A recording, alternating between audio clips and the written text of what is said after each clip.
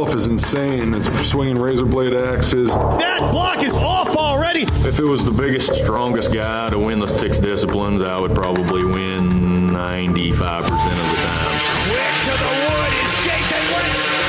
Athleticism and precision and mental focus trump strength anytime. Oh my gosh. A lot of mental stress. And you're just staring at that piece of wood in front of you. It's like, how am I going to dissect this the fastest, most efficient way? 16 competitors, 2 pools, and only 8 spots remaining to advance to the 2025 STIHL TIMBERSPORTS U.S. Championship. Just exceptional choppers. Very aggressive. Man, was he shifting timber. This is going to get real serious in a hurry. Go!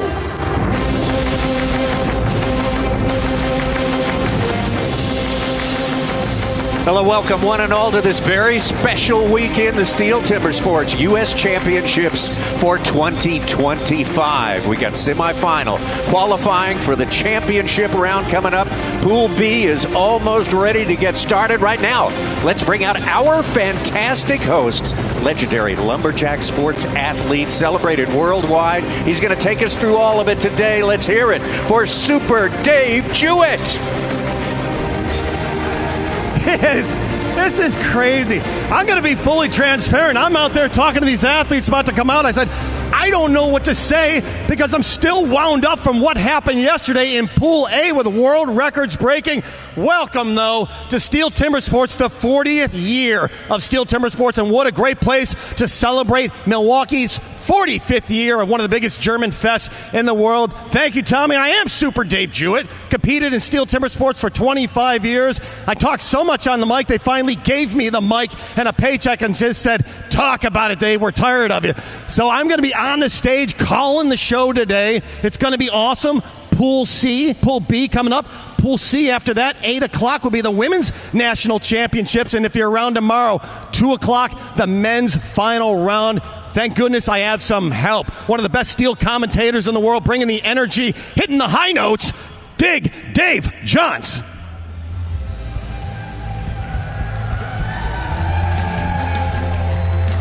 Let's go, Milwaukee. Marathon day for STIHL TIMBERSPORTS here at German Fest. I am so pumped. Men's Pool B right now. C coming up at 4 o'clock, 4:30, and then 8 o'clock tonight. The women in prime time taking the stage. Dave, you got to be jacked up, buddy. I just told him. I don't know what to say. I'm still coming down from the world record Hotsaw that was broke yesterday. And none of this would happen, Dave, without our sponsors, STIHL and John Deere. And, of course, Kevin and Tommy up in the booth calling it to the live stream. Gentlemen. Oh, thank you, Dave. And Kevin, we're looking at Pool B here. We're looking for 4 athletes to step it up today and make it to the final round. As you look at our full pool, 8 competitors, who are the ones to watch? Well, you know, Tommy, I've worked very hard on this, and I've come up with one name in Pool B that I think could do well. Matt Koger. Matt Koger has won. I know. Hear me out, though. Matt Koger has won more national titles, has just been an absolute force to reckon with in this sport for a decade now. And, of course, we're all going to be watching him. So now it's, well, who's going to be coming at him? Walt Page. I am watching Walt. I've been watching Walt since his college years. You know, he's getting like me, though. He's got some gray in his beard. He's got a family at home, and it's bringing some maturity, and he is just absolutely crushing out there. Of course, we can't not talk about Cassidy Shear. He's got a championship title under his belt. He wants to add another one. An interesting rules twist this year. We'll see how it plays out for him. And, of course, Logan Scarborough, another one that joined us out of the college ranks, an absolute tough competitor. Took some time away from the sport, stepped back a couple years ago, and he has just been on a tear lately. Lots of tough guys in Pool B, and we're ready for it. Dave, can you introduce us to the athletes? All right, sounds like we're bringing out our first athletes. Dave, who do we have? All right, coming on the stage first, hailing from Springville, New York. Let's hear it for Mark Boquin! And from Polkton, North Carolina, Logan Scarborough. From Pittsfield, New Hampshire. manager. Give a big Milwaukee welcome to Billy Cornelius. And all the way from Marquand, Missouri, big round of applause for Aaron Hovis. Coming to you from Newville, Pennsylvania, let's hear it for Alex Storm.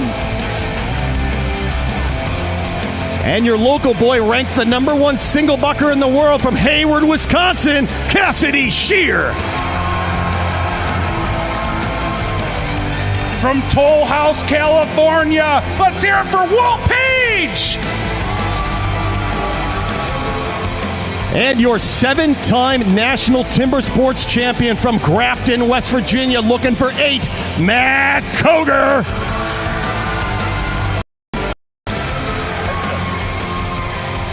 And introduce judges, Chris Alba, Rich Hall, and Jewel Jensen.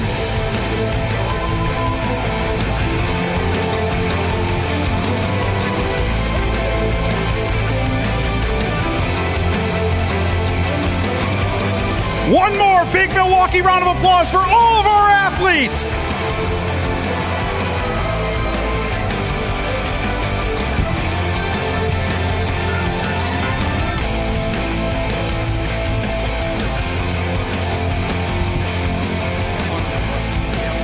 All right, coming up is the Springboard. Check out the overview on the big screen.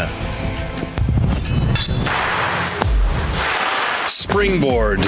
Springboard simulates the traditional way of felling trees, climbing up over thick roots. First, notches known as pockets are chopped into the log. 2 springboards are then anchored into these pockets. The athlete then climbs up to chop through a 27-centimeter thick block of wood in the fastest time possible.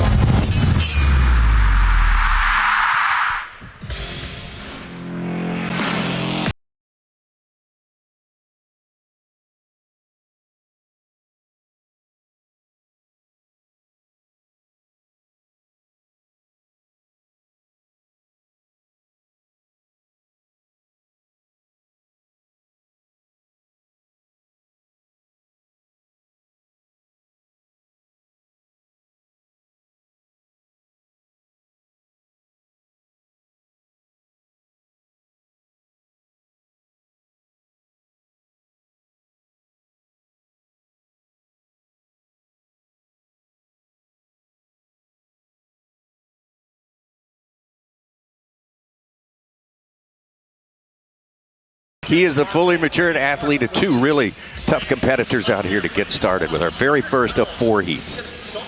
Tommy, I want to bring it to your attention, too. I picked up on it right away, and I had a great conversation with him earlier today. Mark Boquin is probably about half the man he used to be if you look at him on this stage. Amazing. He has gone through an amazing transformation. Back to where he used to be, he said from his peak high weight to where he is now, it's about 100-pound difference. But he's staying lean, he's staying mean, he is running. I think this Springboard event is where it's going to pay off the most for him.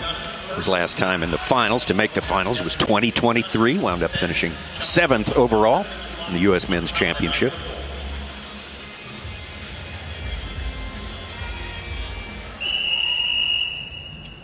Athletes ready.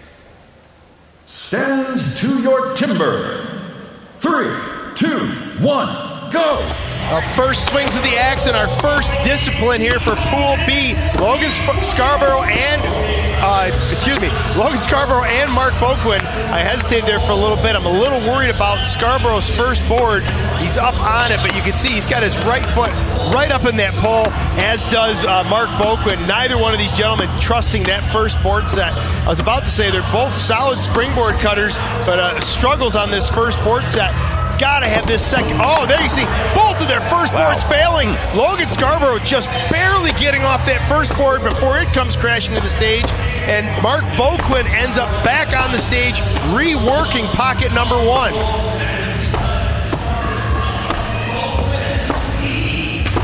Boquin with a much better looking first board, just a tiny bit of upslope. That's what we like to see. Logan Scarborough's top board showing a little bit of sag. He's choked in. You see his oh wow, Boquin.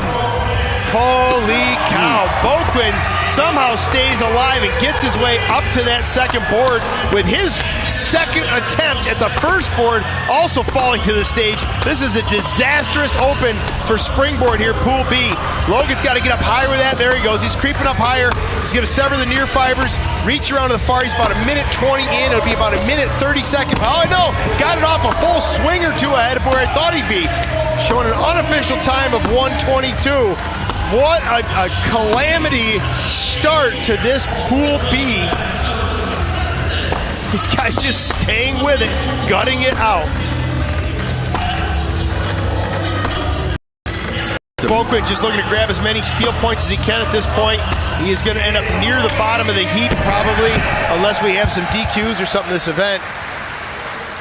Way to just gut it out and stay with it. Holy cow.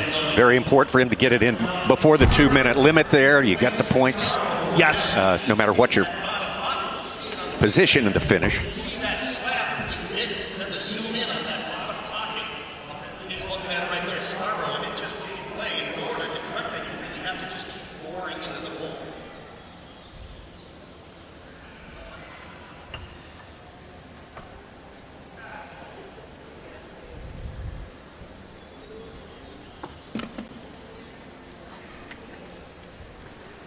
Both cuts are good.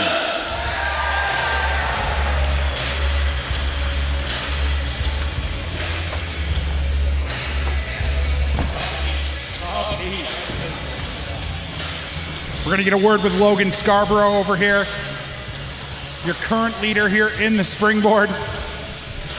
Springboard mayhem right out of the gates. You know, we were looking at these pools, Pool A, B, and C. They're all tough pools. There's nowhere to hide this year. You have to go, and you hit that right on go.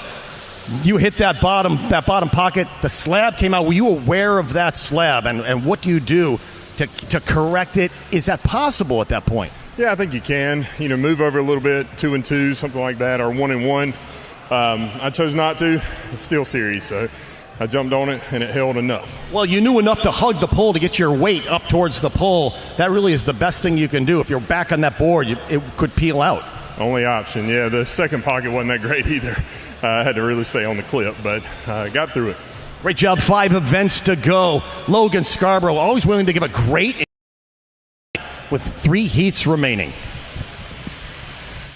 Well, let's take a look at this ejection button right there from Logan Scarborough. Synchronized board failures. Logan manages to leap off his first board. As he does so, he puts too much, or not, the pocket couldn't handle the pressure and fails out. And then we're watching Logan Scarborough, his second board sagging down. And here it is. Look at this Herculean save. I was holding my breath here, hoping that axe didn't come out of that block for Mark Boquin. Wow. Here's the finish for Logan Scarborough. I think that first hit was a little too low. I don't think that was trying to draw a chip. I think he just was low on that thing. Up where he needs to be and kept his slope, got the top of the block off, finished the cut. Neither one of those gentlemen are going to be happy with those times. Yeah, look at that time. A personal best, though, for Logan Scarborough, 122.45. That's stunning. That's surprising. Very surprising. That was a rough cut. Yeah, there's a rough. lot of room for that, and we're going to see some faster PBs from him very quickly. Mark Boquin about 26 seconds behind that, but he makes it inside of the time limit, so that's very important. You got to score at least a point out of this one right here. Coming to you from the BMO Pavilion here. Part of German Fest here in Milwaukee. A very special weekend to begin with. They just opened the gates a little while ago for Saturday's enjoyment. A little bit of cloudy skies here, but pleasant temperatures. Perfect situation for our competition today, that is for sure.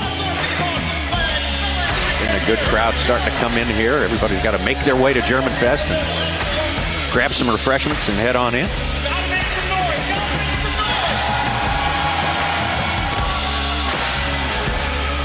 We had our number 1 cut in the Springboard first heat yesterday. If our number 1 cut has happened today, it's going to be a long afternoon. Yeah. If that was his best, we're going to see it. But, I mean, that was just to have the fastest time of a pool happen in the first heat is just – that doesn't math. That doesn't work. That's not how it's supposed to happen. All of these heats are heated.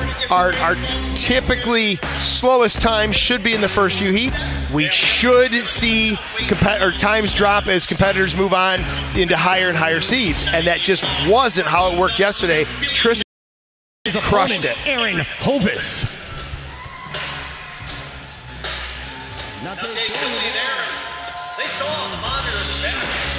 All right, on stand number 1 from Pittsfield, New Hampshire. 15 years actually competing for Billy Cornelius. Going up against Aaron Hovis, an axeman from Missouri. Three Rivers College there. Not too far from Poplar Bluff, where he learned his lumberjack skills.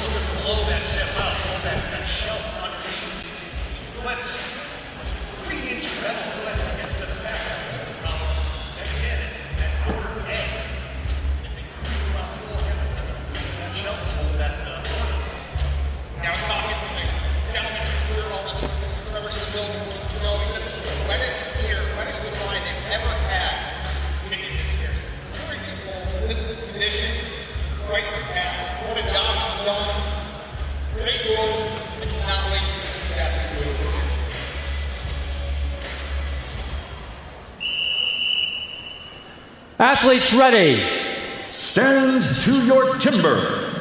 3, 2, 1, go. Well, now that we got that first heat out of the way and got all worked out, let's see how these two do. Aaron Hovis on the right, Billy Cornelius on the left. Cornelius going back. Oh, now he's just pecking in there. I don't like that. That makes a lot of what I call junk mail. A lot of little chips in the back of that hole. You go to set that springboard in, any one of those small chips ends up on top of that shoe.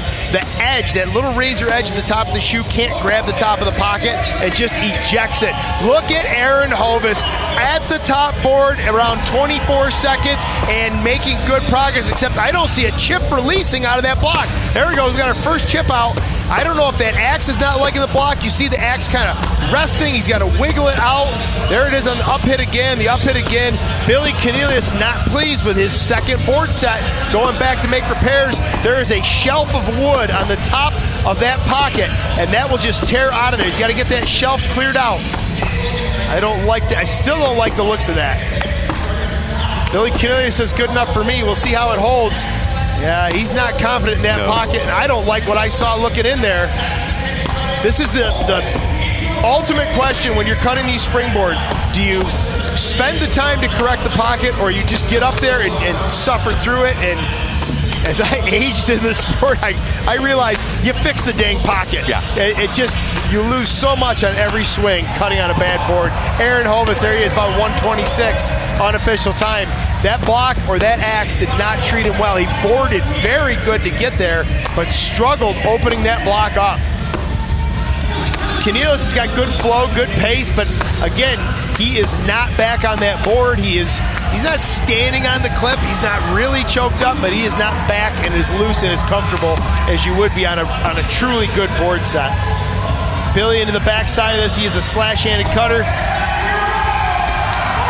Probably going to have to draw a chip on this. There he goes. He's going to draw a chip out. That opens up, clears some space to get that axe in there. Works it near to far. Here's some of the other competitors calling way over, way over. They must have a lot of wood over on that far side. I'd like to see that near twist open a little bit. I don't think the near side. Oh, there it is. It was on the far side. Tough go for Billy Cornelius. That's a lot of energy expended in your first discipline of a very long day of competition.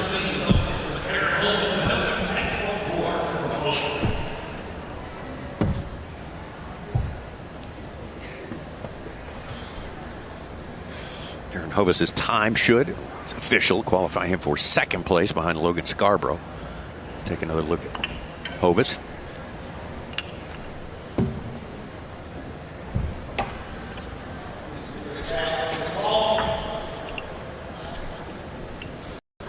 Both cuts are good. This is his start.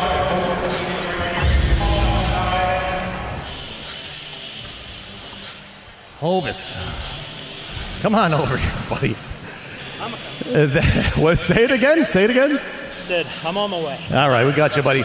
Great, boy, your textbook board sets. You saw what happened. So you have a little bit of an advantage in the preparation area. There's monitors back there. You saw what happened with Scarborough, with Bo Quinn. Did that adjust your game plan at all, making your pockets in these yellow poplar poles? Yeah, seeing Logan's where it's slabbed, that likely to do that to me too. I was able to adjust how hard I hit that first one, so try to avoid doing that to me. So. Well, you hung in there up top. You could tell it was dry wood. Sometimes when that axe penetrates the wood, you hear that nice pop. It was more like hitting a 2x4 today. But you just have to keep breathing and keep a rhythm going. Yep, just like a little engine that could. Just keep chugging. Well, go chug some water, my friend. You got 5 events remaining. There's your virtual leader. Let's not call it officially yet, but we're waiting on the times. And I'm thinking Aaron Hovis is taking the lead. Here they are side by side, and there's Billy Cornelius deciding to descend back to his first board to make repairs to that second pocket. And I don't know if we'll have the same camera angle again, but you could look into that second pocket and you could see a shelf in the top of that pocket. There it is right there, that extra line in the top. That means that first hit went in, actually was his second, and then maybe his fourth hit went in, and that shelf is just waiting to tear out of there. If that thing tears out, it ejects that chip and the board and Billy Cornelius with him. Aaron Hovis really struggled in the front side of this log. That axe did not like it. It seemed like a drier piece of pine. In the back, he is just putting in massive slashing blows, able to break some wood on the far side, which is where Billy Cornelius also struggled, could not get those far fibers to break. Well, there's the official time for Aaron Hovis, a 1:26.13. Puts him about 3.5 seconds behind the leader, Logan Scarborough. Mark Boquin hanging in there in fourth place, and Billy Cornelius, really tough time of it out there with 2:19.44. This is 2 heats down in our very first discipline of the day. Springboard chopper going through 6 full disciplines before it's all decided. We're going to take our field of 8 down to 4 who will compete tomorrow for the U.S. Championship. Very, very important. Getting in the top 4 is everything here in Milwaukee.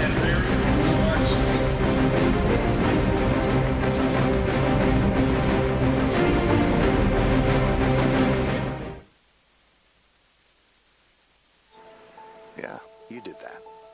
That little guy, he's now this guy. You did that too. And where do you think this comes from? Yep. For farmers and ranchers, miracles like these don't just happen.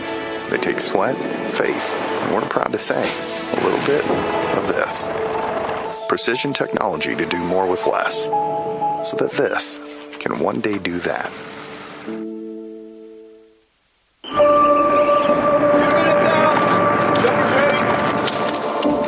In this country, we believe in what we're made of. Grit. Drive. The will it takes to be different.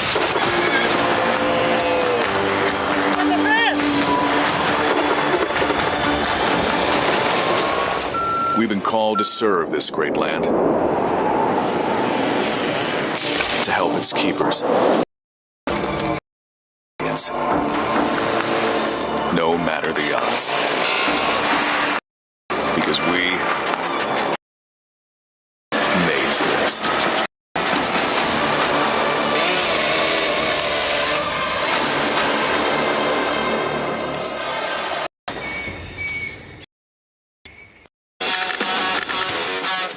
STIHL Timbersports is gearing up for the 2025 season, celebrating 40 years of adrenaline-fueled logger sports history.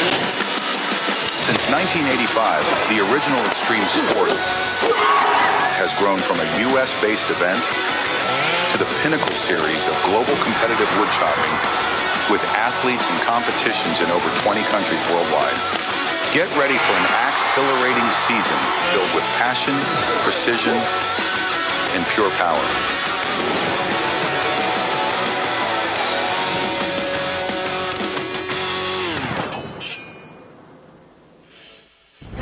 40 years, unbelievable, celebrating the original extreme sport and taking it to the world. STIHL Timbersports has certainly gone global. We're looking for a U.S. champion, though, this special weekend here in Milwaukee, Wisconsin. Got a little low hanging clouds there, but no rain as yet. Not going to rain on us. We're under the roof here. We turn it back over to Dave Jewett for the heat number 3 of the Springboard.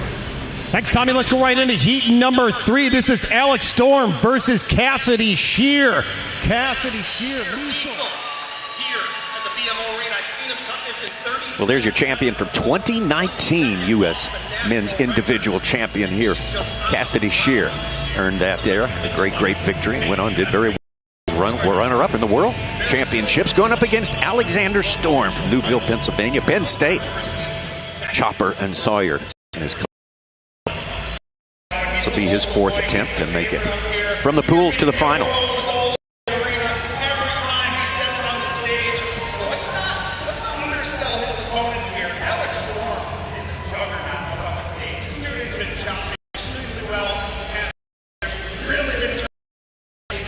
Tommy, we had 2 shifts, we'll call them, in the rules.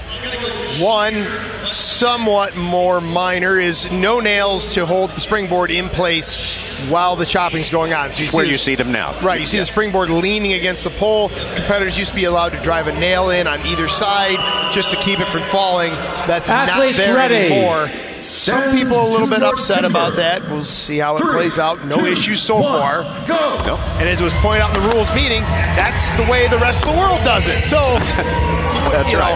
We're on a level playing field with Cassidy Shear. Cassidy Shear saw that run from Aaron Hovis, and he is looking. Oh, there's Cassidy Shear's board, though. Look at it, just shift to the left. It is about to tip off that pole. Look at it, fell right to him. It was not where he thought it was going to be when he reached for it. But there you go. That's why they had the nails in there, was to prevent that board from wiggling while the competitor's chopping. And into the block at the top, drawing big of that log, large face axe, ton of axe. Wow, Hicks just bounced back out at him, almost knocked him off the board. Alex Storm is up to his block at the top. Looks like he's pretty happy with that board set. You see he's way back out on it, swinging a much smaller axe than Cassidy Shear is. Cassidy's working his way all the way to the back of that log. Wants to get down to as little wood as possible. Once you get to that point, it's pinched out to a V. You got nothing else. Here we go, that famous windmill swing of Cassidy Shear in the back of that log. Cleans it off.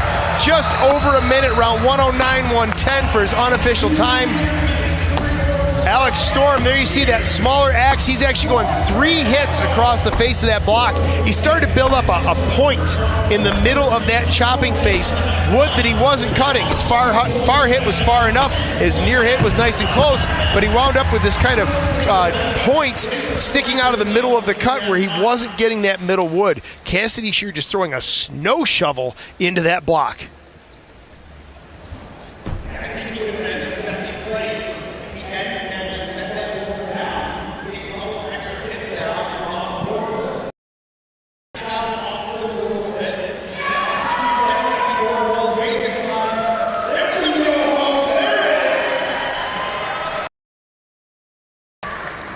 Both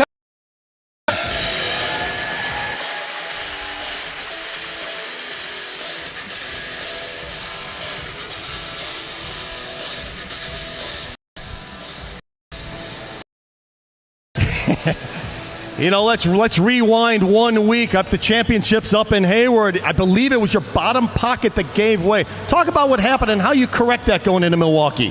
Yeah, I had a mistake that I slabbed out the tree and didn't even finish the event. I mean, I didn't really think about that. I've cut heaps of 40-second springboards.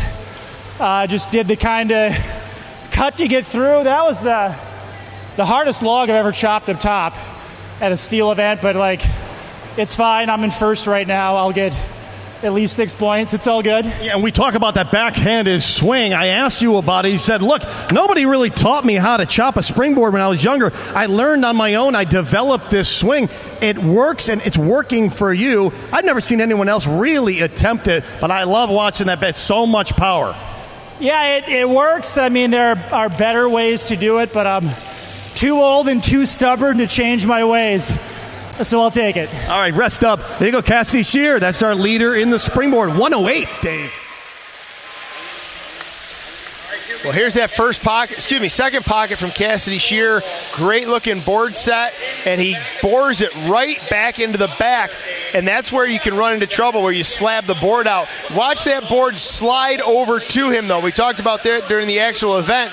The top of that board, previous to this year, you would put one nail on either side of it to keep it from rattling or sliding or doing exactly that. That's probably the worst I've seen here this weekend. So if that's the worst that we have, maybe it will be okay. Might be. And like I mentioned, axe gets into the backside of this just wieldy roundhouse, whatever you want to call it, swing. Nobody else is doing it like that. When you're turned around on the backside of the board, you're standing on the other side of the plate. You're hitting switch-handed. Everybody has their own way of dealing with it, but most of those ways fall into two camps: off-handed chopping or slashing. Option C, Cassidy Shear. There you go. And it worked. He complained. He said that was the toughest piece of wood he'd ever cut up on top of the pole there, but didn't hinder him too much. His first place time now is 13, almost 14 seconds faster than Logan Scarborough, the leader coming into heat number 3, and we are all set to roll into heat number 4 momentarily here. Complete the springboard chop, see who gets the top points. From Toll House, California, brought it back to the United States. And as soon as we get the go-ahead, we're going to bring them out. All right, let's bring him out. The man who holds the world record in 35 seconds. This is Walt Page. And his opponent on the right pole, from Grafton, West Virginia, your 7-time national champion, Matt Coger. 7-time champion Matt Coger going at it again, trying to win another one. 38 years old, and personal best of 38.78. But look at the personal best for his opponent, 35.43, the world record holder, Walt Page from California. Yeah, when you've got a WR next to your PB, that's a good day. Yeah, that was a good day. I don't know. I go back historically, Tommy. You and I have watched many of these events. We've seen many cutters. We've seen the times fall. And every season we're like, wow, that's as fast as you could possibly do that. That'll stand forever. We'll never see that number go down. We said that at the 1-minute mark. We said that at the 50-second mark. We said that at the 40-second mark. Hotsaw yesterday, Dave and I were talking about this leaving here, a 7-second Hotsaw run. Well, now we're down Athletes the 4s. ready. We're in the low 4s. Stand to your timber. 3, 2, 1, go! Well, this is going to be a barn burner, folks. World record holder Walt Page, Coger, 7-time STIHL TimberSports U.S. champion on stand number 2. And these boys are going to put on a clinic for us. Slight advantage to Walt Page as he gets that axe set just ahead of Matt Coger. He's up. He'll be about a swing ahead. Matt Coger's got a bit of a listing board set for Walt Page. Better, and he is into the block faster. This block maybe a little quicker. We're going to have a really tight race here. World record pace not going to be seen today as that time has now elapsed. Wood is firmly not a mystery. All the competitors know it. These guys are working their way as far as they can on their strong side. I think Matt Coger has done more work on the front side of this log. Walt Page is a handed cutter, as is Coger, and it is Coger. That effort put in on the front of the log paid out in the back. When you're in that switch-handed position, you want to minimize the number of hits there. Matt Coger did the work in the front of that log, had it bored way in, minimal effort on the back. What a clinic. That's the kind of race that people come to see out here. What competition. The 4th heat of the springboard chop. Well, Tommy, I was talking how you and I have both watched a lot of these, and I love watching. I get excited when a heat like that. I don't know if you know, I vacated my chair for a little bit. We stood up to watch that. You levitated above it. It was amazing. What a race between two stellar athletes. Oh. Both cuts are good.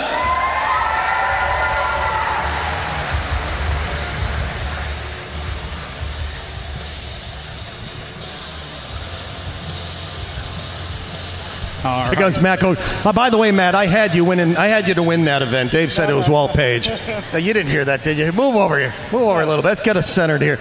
Awesome. I love the expression on your face. You're such a nice guy, on and off the stage. But when the gun went off, it's just this, I must win this event. And you have to be pumped up going against the world record, Walt Page. Yeah, it is a good feeling. I got to give credit to Walt. He's a great axeman, great competitor. And, holding the Springboard record, it's, I kind of look up to him a bit. So I'll give him that. Well, awesome show to put on, making those logs look soft in roughly 53 seconds. I'm going to let you go. I love talking to you on the stage. We'll be talking to this guy a few more times. There's your leader in steel points from Grafton, West Virginia, Matt Coger. Well, here it is, side by side, great two-shot. Watching these two awesome athletes go head to head. It was advantage Walt Page in the climb. There you see him in the back. You can count the hits. He's going to be a solid 3 blows, I think, ahead of Matt Coger. But once Matt Coger got into the block, it may have been axe, it may have been technique a little bit, forwarding a little further than he had less work to do on that offhanded side. But again, some times in this firmer timber, exceptional cutting from two exceptional athletes. I don't know if Matt Coger needs any more encouragement, but taken down the number one, the record holder, the world record holder, Walt Page, with 53.01. 53.01. Matt Coger is your points leader after one event, one of our 6 disciplines here, the STIHL Sports U.S. Championships. We're going to do some sawing when we come back here, and of course, 5 more disciplines before we decide the 4. We're going to go on to the national championships. Great crowd coming together here, really eating up this tremendous competition like the heat we just saw. Matt Coger taking down Walt Page. Fantastic stuff.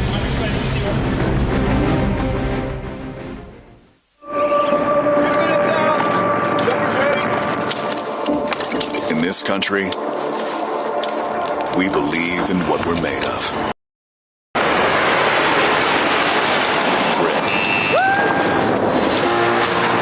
Drive. The will it takes to be different.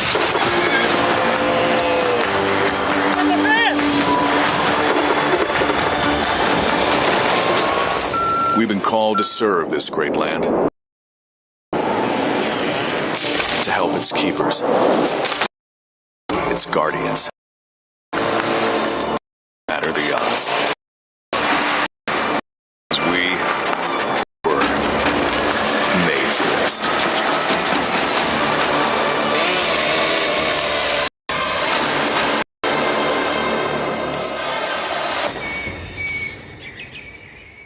Growing that into this? Yeah, you did that. That little guy is now this guy. You did that too. Where do you think this comes from? Yep. For farmers and ranchers, miracles like these don't just happen. They take sweat, faith, and we're proud to say, a little bit of this. Precision technology to do more with less, so that this can one day do that.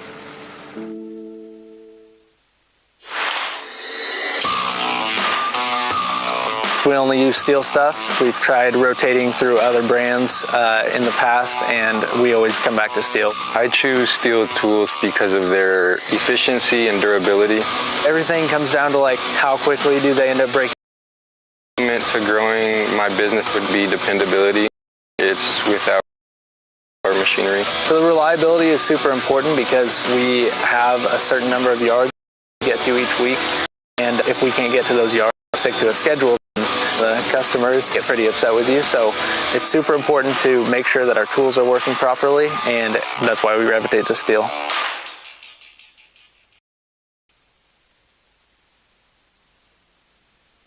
Will be action. Semifinal qualifying for the championship round here. The STIHL Timbersports U.S. Chips 2025. There it is.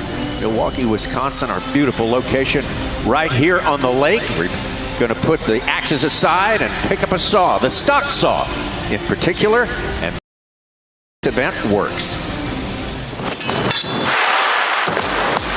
Stock saw. After the starting shot, the contestants have to cut 2 wooden discs, so-called cookies, within a 10-centimeter mark, one downward and one upward. The attempt is only valid when both discs have been cut off completely and within the marks.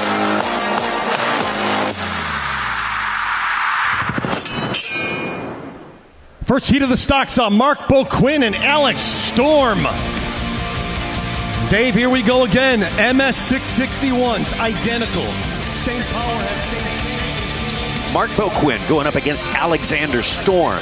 First heat of the stock saw. And it looks very, very simple, but it is fraught with tiny little missteps you can make that can take you from the top of the standings right to the bottom. Yeah, we've seen this field just get tighter and tighter over the years. It is insane. They're all great at it. And the level of analysis, these guys know the time from their hands leaving the block till they touch the saw. Warm up your saw saws. leaving the ground till it enters the wood. The time through upper third, middle third, bottom third of the block. The switch, every single second just gets, every fraction of a second gets just scrutinized so much in this event. Athletes ready. Stand to your timber. 3, 2, 1, go! Lightning quick reflexes off the start. Alex Storm, a little bit of a foot shuffle there. You hear the pitch of these saws. They are in perfect unison. These guys have a dead heat going. It is just slight advantage to Alexander Storm. I was trying to say, Tommy, there is a point for all my heads out there that have ever seen a dyno read with the torque and horsepower curves. There is a sweet spot in there, and these guys know exactly where it is, and you'll hear these saws just sing together. The front page.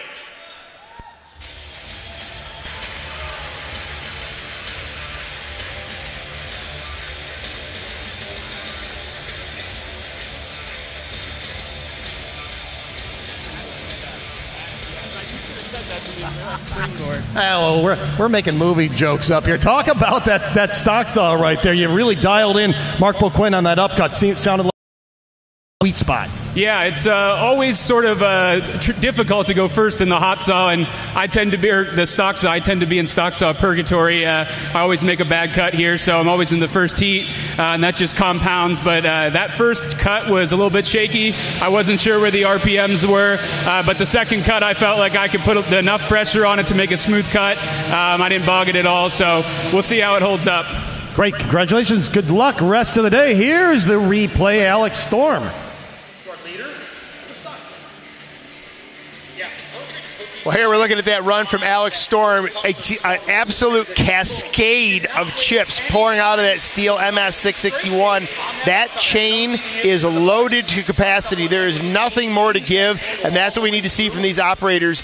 The saws are absolutely matched from both stands. It's even a blind draw as to who runs which saw, so it's a matter of getting everything you can out of that motor and out of that chain. Well, Alex Storm, the forestry professor at Penn State, with about 0.68 faster than Mark Boquin to take the lead with a 13.27.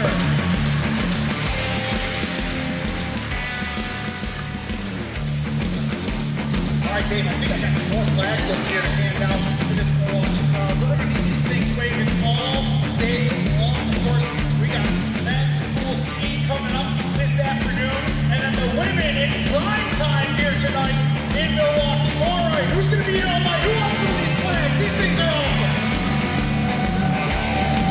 Oh, come on, I know it's humid. I know it's hot. I need to see you get smiling out there.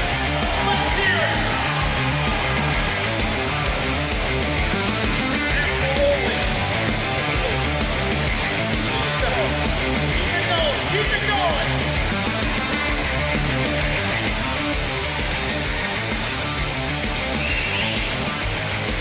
I just like the men's uniforms over here. Yeah, check you guys out. I need to see some full Steins, though. I mean, is this German Fest or is this dry over here? I don't know.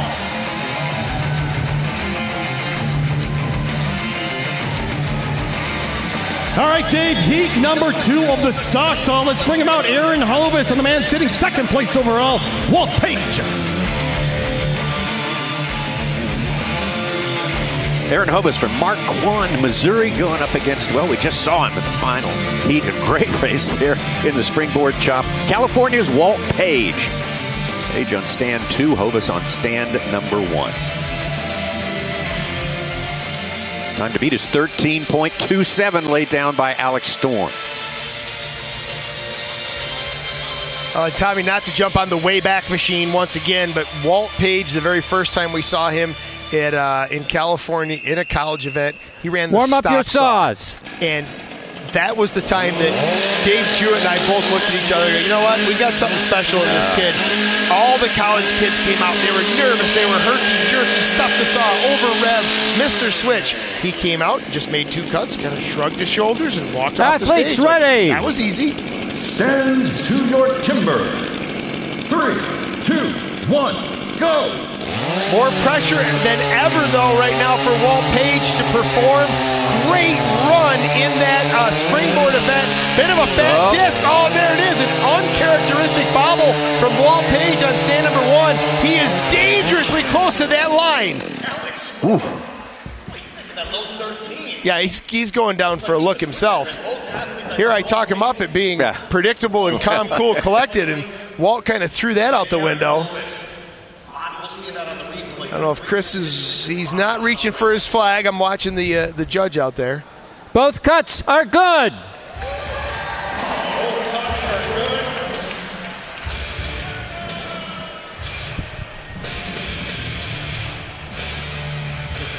All right, standing here with Aaron Hovis, winner of that heat. Aaron, got a little heavy on the upcut. Flawless until then. What happened, buddy? I just felt like I could push a little harder and didn't take it. Man, I know we saw in this pool yesterday, pool 8 yesterday, the timber was pretty rugged. Was there different densities in parts of that log? Did that throw you off a little bit? I didn't notice a whole lot of difference, maybe just a fraction of a difference, but not enough to where I should have done that. That was just a mistake. All right, buddy. What event are you most looking forward to for the rest of today?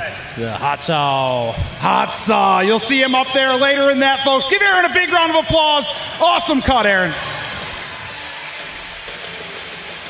Well, there it is, near ground. That's Aaron Hovis with Walt Page in the back. And you can see he gets a little bit rocky as he gets to the bottom. But look in the background. There's Walt Page going for a blistering pace on that changeover. And then trouble again in the foreground with Aaron Hovis just overloading that chain. He has got every single chip capacity, exceeded in that chain. The clutch area can actually build up with debris. The motor just can't take it. They're extremely powerful saws, but we have extremely powerful athletes, and you need to listen to that motor.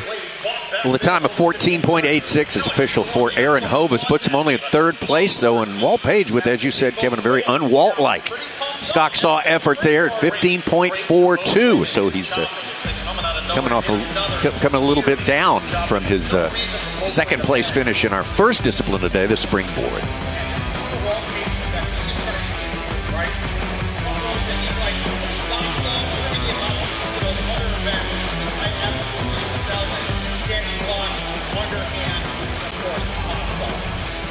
Let's go to the 3rd heat of the stock saw. Logan Scarborough and Cassidy Shear.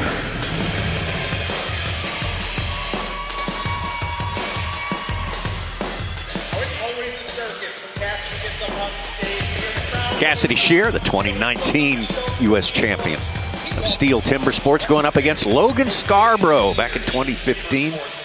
Actually, before that, he was college national champion in the STIHL college program at that time.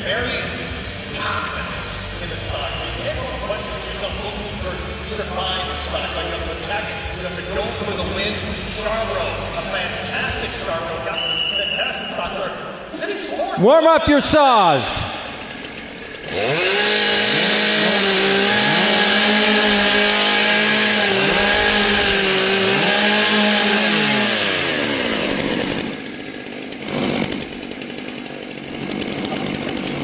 Athletes ready. Stand to your timber. 3, 2, 1, go. Cassidy Shear super quick to the saw. Logan Scarborough super quick to the wood. Both these guys are in virtual unison with a slight advantage of Scarborough. Look at the wood tearing at the bottom third of both of these cuts. It is Scarborough by about the margin at the bottom. Boy, Cassidy was trying so hard to reel him in. These guys are pushing these machines to the edge. Rich Allen makes sure that 4-inch line is remaining. Saw some athletes have trouble yesterday on the upcut. Both cuts are good.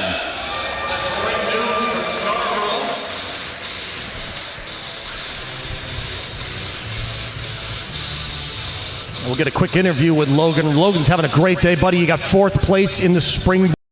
Great stock saw. From our view, what did you think?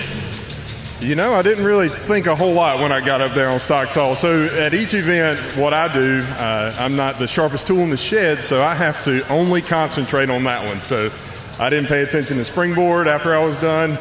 I went in the back and I just concentrated on my pickups on stock saw, and yeah, it worked. Are you feeling?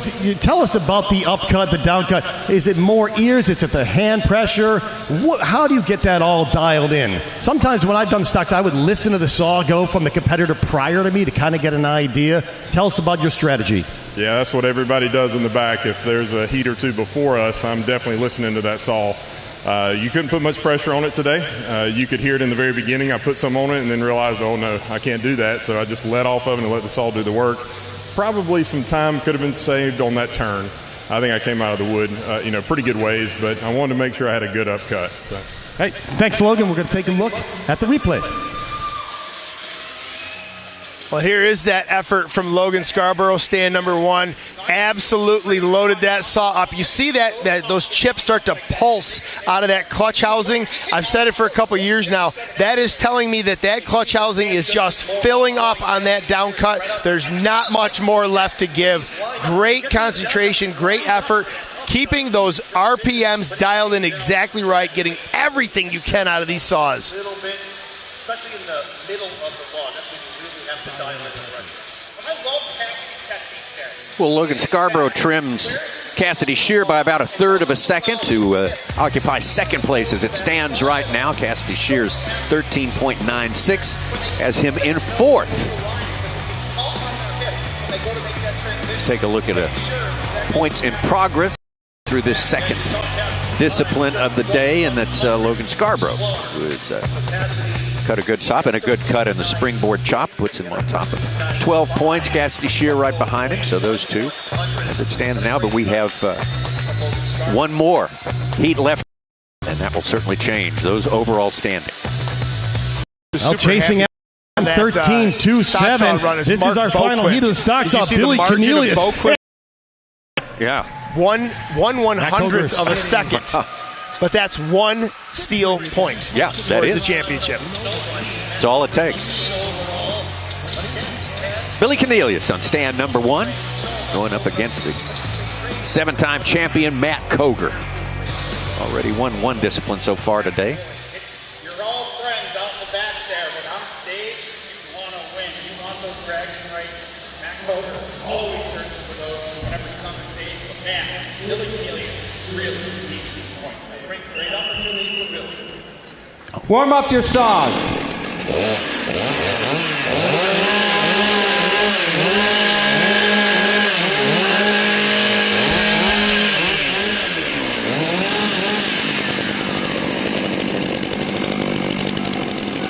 Athletes ready. Stand to your timber. 3, 2, 1, go. 7-time. Oh no! Oh my gosh! 7-time U.S. champion coming off of a win in the Springboard. Absolutely botched the start of that stock saw. More on that, but here's Billy Cornelius coming in around a 14-second flat time. Matt Koger's going to come in at 15 seconds. He can do nothing at this point but laugh, because if he didn't laugh, he'd probably cry. What an absolute, tongue sticking out. He knows what's going on. Both cuts are good.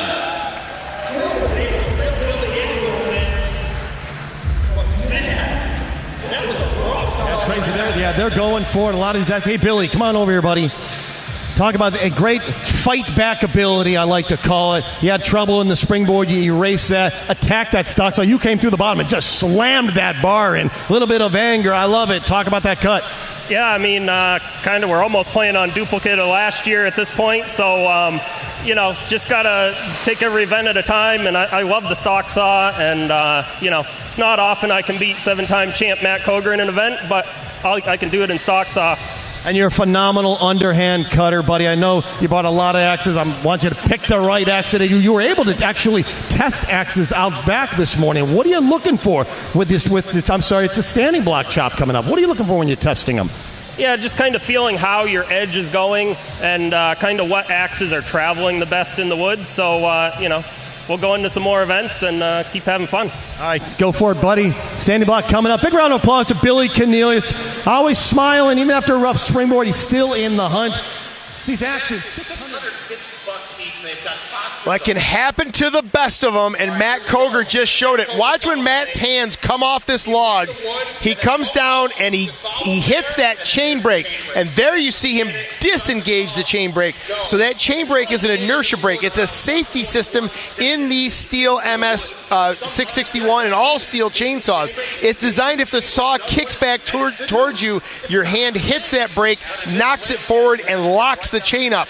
Coming down off of the wood, his hand hit the backside of that chain brake on its way to that top handle, locked the chain brake. He's coming up to the block on the throttle. The chain is not spinning. The saw is not doing anything. He has to release that brake. Costs him a bunch of time. But look at that. Even with all of that, he's still sitting 6th in the stock saw.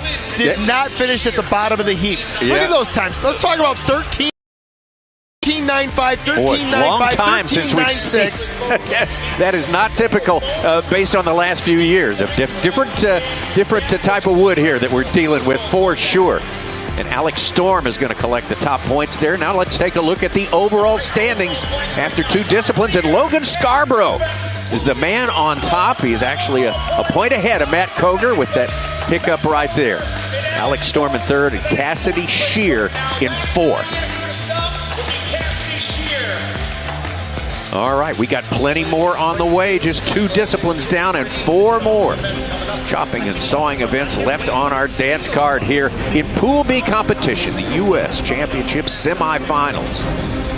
8 competitors gunning for 4 spots in those finals today. The competition is fierce and will continue momentarily.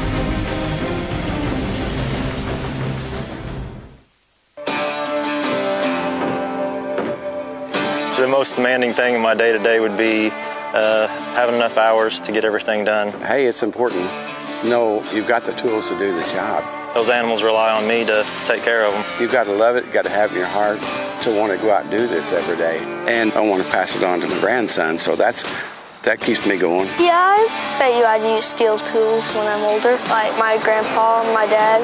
The thing that motivates me, getting the job done. There's nothing worse than can't get the job done. If I'm in a situation and I need a tool, I want to make sure that I've got something that's not going to break down in the middle of it because it might be the difference in keeping an animal alive or keeping myself alive. I've been using STIHL chainsaws and everything for close to 50 years, so I am giving my age away, aren't I? My family used STIHL tools growing up, and you know that it's good quality stuff and you don't have to worry about being broke down all the time. We run STIHL, and it started every time I go.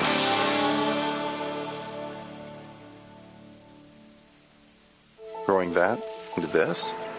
Yeah, you did that. That little guy, he's now this guy. You did that too. And where do you think this comes from? Yep. For farmers and ranchers, miracles like these don't just happen. They take sweat, faith, and we're proud to say, a little bit of this. Precision technology to do more with less. So that this can one day do that. In this country, we believe in what we're made of. Grit.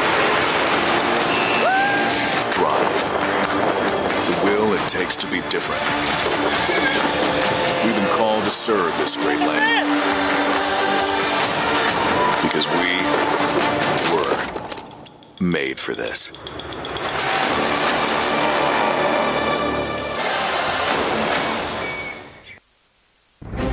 Having fun, enjoying a magical midsummer weekend here in Milwaukee, Lake Michigan. U.S. Men's Pro Semifinals. Pool B action here. We got 8 competitors who have qualified to come here to Milwaukee, and only 4 of them are going to make it through Pool B and compete in the finals. Those are coming up tomorrow. Let's take a look at our next discipline, the standing block. Standing block chop. At the standing block chop, the felling of a tree with an axe is simulated. A vertically positioned wooden block with a diameter of 30 centimeters has to be cut through both sides. A powerful and precise swing with the axe is the premise of a good result. First heat of the standing block, Billy Cornelius and Cassidy Shear. Boy, you thought Cassidy could cut well 9 feet in the air on a springboard? Watch this again, the massive swing. Well, Billy Cornelius coming off a top 4 finish. In the previous discipline, the stock saw, going up against former champion here, Cassidy Shear. Cassidy Shear's personal best in this is 15.22 in the standing block chop. He is a strong chopper. Billy's going to have his hands full. Yeah, this is a bit of a mismatched matchup in my book. As you mentioned, Cassidy Shear, he's down in the low 15s, but he's seeded in heat number 1 because of his performance in 2024, where he posted about a 20-second time, 19.5-second time. Has got a race on his hands. Cassidy Shear ought to take this one pretty handily. Wow. Very clean cut from Shear as he has worked his way back. He's got no more. He's out into the backside now. Billy Cornelius right on his heels. Shear looking to drive already. That's a lot of timber. There goes Cassidy Shear.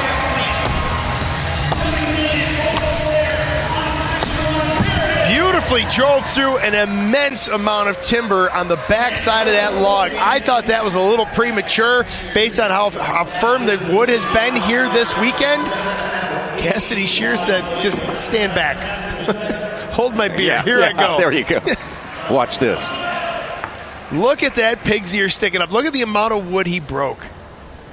Both cuts are good. Ready to get Cassidy over here. Maybe we can get Cassidy to take his axe out of the sheath and show the crowd exactly what he used. Cassidy, you did that 1 up and 1 down pattern. Just phenomenal. We saw a lot of the logs yesterday. Look at this thing. This is absolutely, tell us the dimensions of that bad boy. This is 7 3/4 by 7 3/4.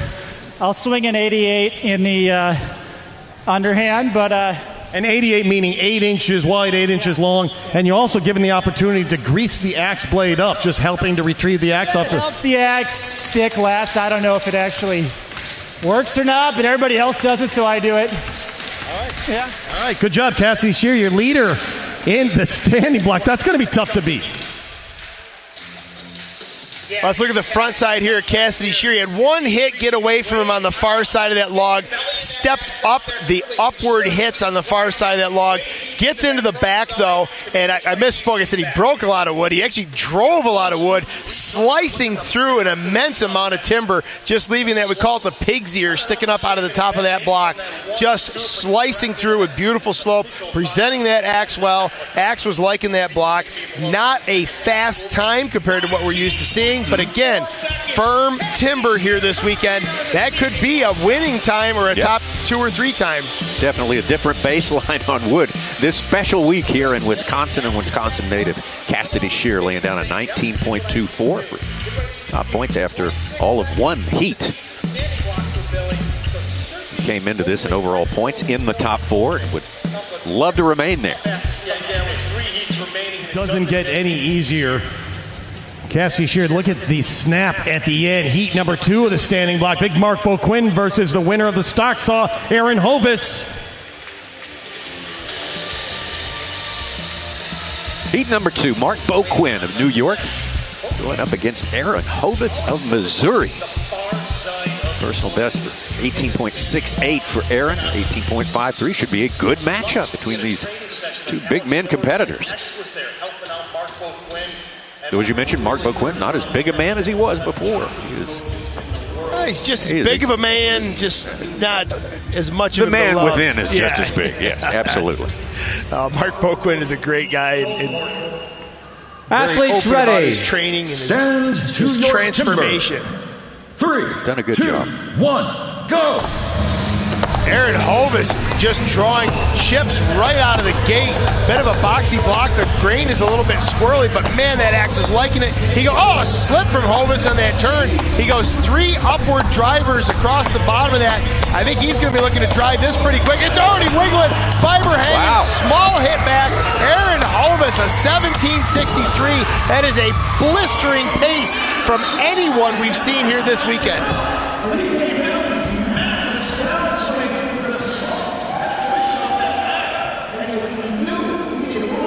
Boy, a switch flipped for Aaron Hovis during that chop. He knew that axe was loving that block. It was coming apart well. He brought some gur on that Both chop. cuts are good.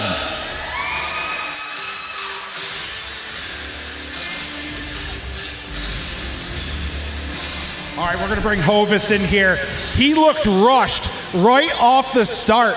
He just did not have the grease on his axe yet. He slammed that down, got ready, and almost looks like you got yourself a little bit of chip there. When you kind of came down a little bit, you slipped on one of those pieces of wood on the stage. You were like you're on roller skates the entire time, buddy. Maybe that's the key to get these big cuts. Talk to me about what you were feeling, buddy. A little bit of everything. A little bit of pain, a little bit of happy, sad, I don't know. A little bit of everything. But yeah, no, when I set that last driver, the one chip clocked me right in the face, and I didn't feel great, but it wasn't that bad. And then coming around, I stepped on the chip, and you never know what's going to happen then. But caught myself and turned out pretty decent time. Would have been nice to have found out what it would have been if it would have went smooth. Yeah, when you almost did a full split there on the way to the backside of the log. I couldn't believe you kept it together. Folks, give Aaron a big, big round of applause. What a cut in the standing block. Let's look at that run from Aaron Hovis. You see the grain just separating, chips just flying out of the block. Bit of a dry block, but it is a little corky. Maybe the bottom of the tree goes 3 across, and there it is with a little bit of ice capades here on the stage. Those 3 drivers, though, across that front really got the work done in the front. That sets him up for these back drivers to come down through. Didn't line up perfectly, but it got the job done. Couple fibers on the far side he had to chase, but good cut for Aaron Hovis. He knows. Big fist in the air. Official time there. You see it. A new personal best for Aaron Hovis, again, in not flash timber. No. So to have your best cut ever under less than ideal conditions, big feather in his cap.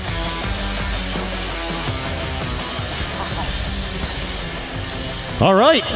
Boy, this is going by fast. Okay, our next heat, third heat of the standing block chop. Our leader overall, Logan Scarborough versus Alex Storm.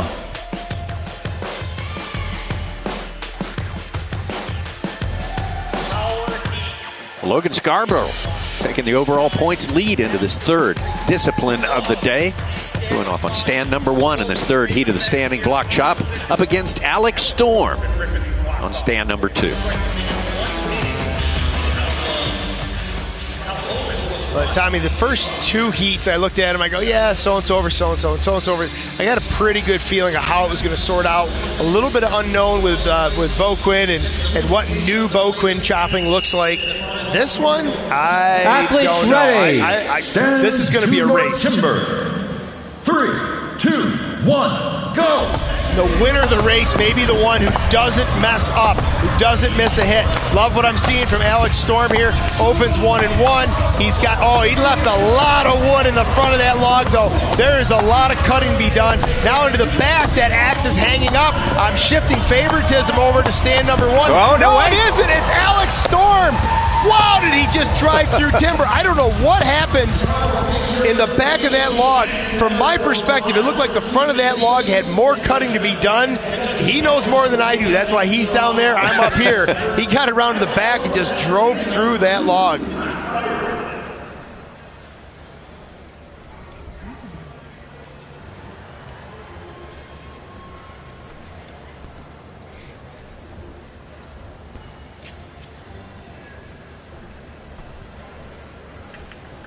Both cuts are good.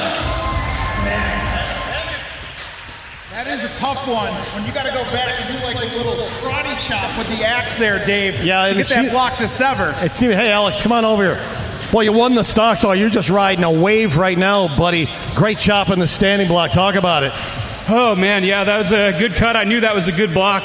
I think a lot of folks are thinking about the wood yesterday. I was thinking about my block. I knew I could cut that in 8 and 8. Had I not hung the heel, would have been a lot smoother of a cut. I hung the heel on the far down hit. Held me up for a little bit. Threw off my pace a little bit, but otherwise it was good. Talk about situational awareness. Are you aware of your opponent and what's happening over on that other stand, or is your mind just dialed into your own block? I'd say only when you're not competing well, you're aware of what's going on. If your mind's not in your block, in your cut, then you're not cutting well. So that block, all I knew was that I was going to turn around and try to get it off as fast as possible. You're having a great day, buddy. Enjoy it. Keep the momentum going. Let's watch the replay. Well, here's this run from Alex Storm as he goes to put an 8-hit face in. He's put 1 and 1, an up and a down. Then he goes to a 2-hit pattern. That, to me, looks like a lot of wood left uncut. There's a wall of wood there that's just begging to be cut. But clearly those upward drivers penetrated deep into the middle of that block. That allows, when he comes into this back round of downward drivers, those two meet up. The block breaks across the grain. Tough finish, though, for Logan Scarborough. Just a handful of matchsticks holding the top of that block from falling off. He has to go back and give it a couple small karate chops to get that block finished. Well, how about Alex Storm there? He won the last discipline, the stock saw, and he's got the second. Well, he's tied for the best time. Not 1/100th of a second separate him and Aaron Hovis. Unbelievable, both sitting at 18.32 officially. Tied for first. Both of those guys definitely in the top 4 in overall points right there. Alex Storm on top. This rolling coverage of the standings here. Cassidy Shear in second place. Logan Scarborough, a little bit of a slip up here in the standing block. And Aaron Hovis occupy the top 4 spots. Heat 4, final heat of standing block chop. Walt Page versus the world record holder in the standing block, Matt Koger. Walt Page on stand number 1 going up against Matt Koger. Matt Koger, big time misstep there in the stock saw. A little bit of a bump in the road for 7-time U.S. champion. I think he'll be looking to rectify that a little bit with a fast time in the standing block chop. Walt Page, though, is a man who's been on his form. Had a great showing at the North American Trophy Championships back in May.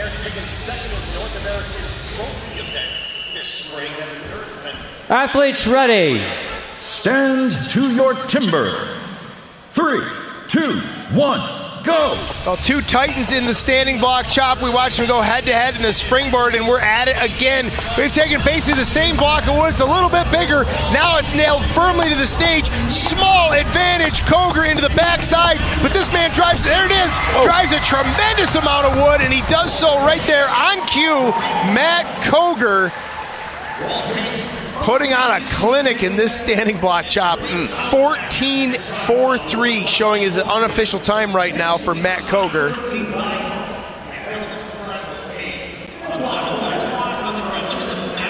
You know that time is going to shave away. I think that unofficial time is... Both cuts are good.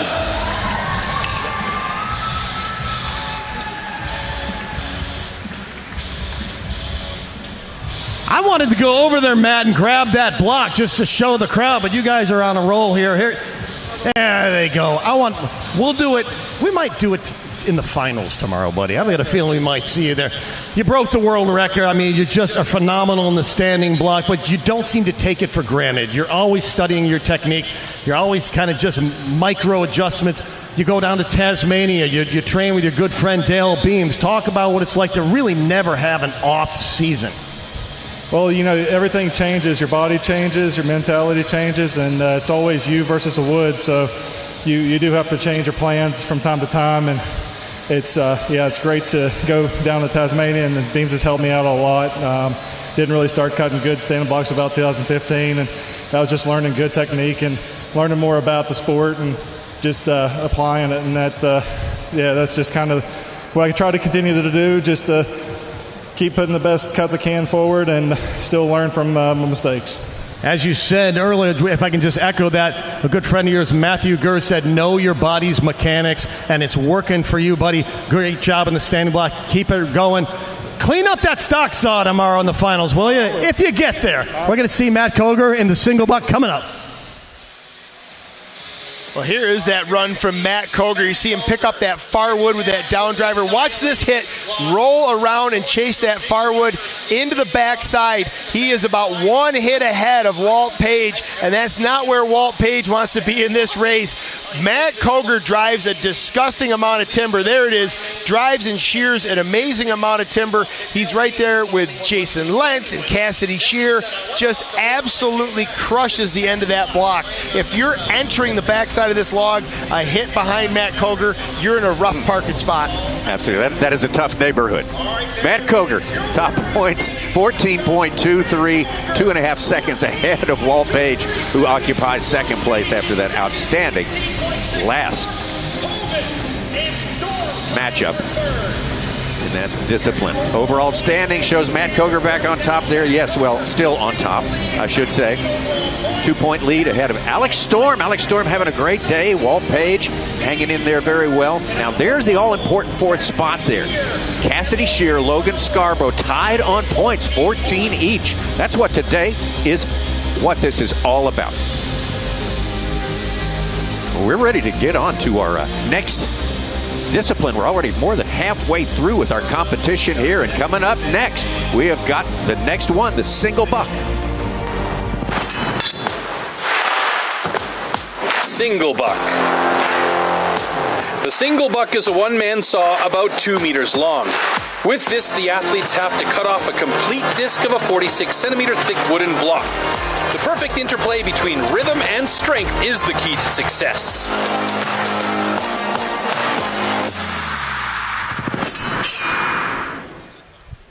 Let's keep this show rolling. First heat of the single buck, Aaron Hovis and Billy Cornelius. 480 millimeters, Aaron 48 Hovis. centimeters. It's just over Pretty good day out here. Tied in that fourth spot. Aaron Hovis, personal best of 15-16 on stand number 1 in the single buck. Stand number 2, Billy Cornelius. A lot of years competing out here. He'd be on stand number 2. Well, Tommy, we've been talking about that all-important spot number 4, that bubble spot. Are they in? Are they advancing? I'm also watching another spot in this field, and that's spot number 8. The reason I'm watching spot number 8, you finish at the bottom of your pool, you are relegated to the boiler room. I don't know where they send you, but you are your application is not accepted to the STIHL Timbersport Series next year. I think it's a 2-year wait period. Somebody will have to check me on that. But Billy Cornelius right now in that number 8 spot, he may not be even looking ahead to number 4. He may just be looking at number 7. Yeah. Get me out of the basement. Absolutely. Don't want to be in the basement to wrap it up. Athletes ready. Stand to your timber. 3, 2, 1, go! Hovis has really been coming on strong in all the chopping events. Here's our chance to see him in a hand sawing event, looking very strong. That saw is cutting well. Large, long noodles coming out of both of these saws. It's going to be advantage Hovis at the end. Cornelius, so about 2 pushes behind, showing up under 15 seconds for Aaron Hovis. Should be a new personal best, I believe, for Hovis. It would be. If official.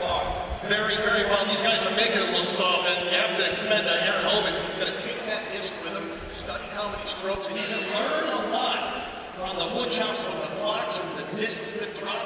Here's the call. Both cuts are good.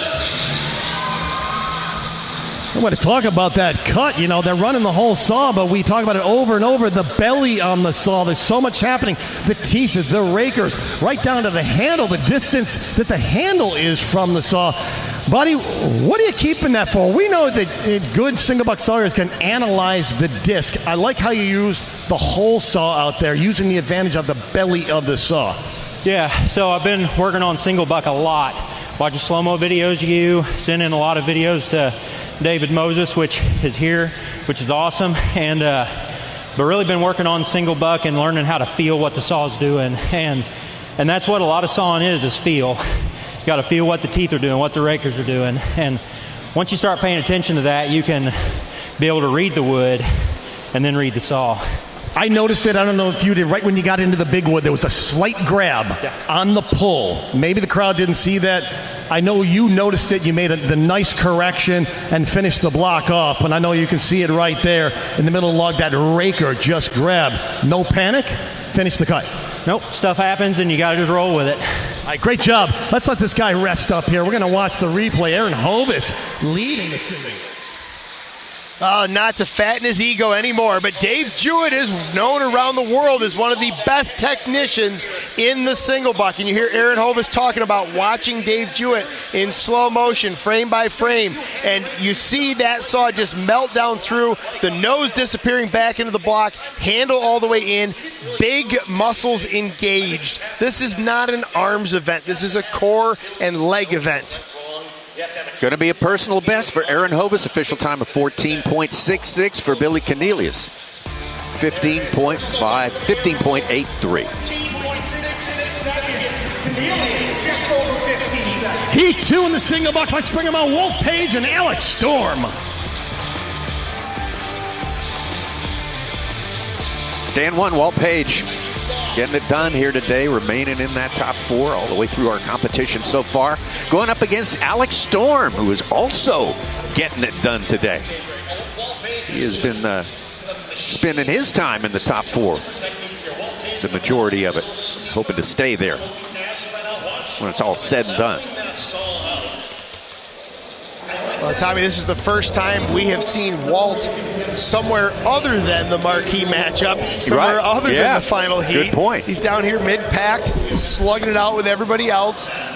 Walt, I don't know, this is an event that I've always thought he should do better at, and he does well, don't get me wrong, but this is one I feel like he's got the body mechanics and whatever, so I don't know if it is an equipment issue, if it's a mental piece, if there's just something that's not coming together in his technique, but this is a discipline for Walt Page that I feel like he should be ranked higher in.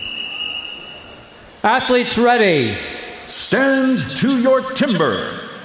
3, 2, 1, go.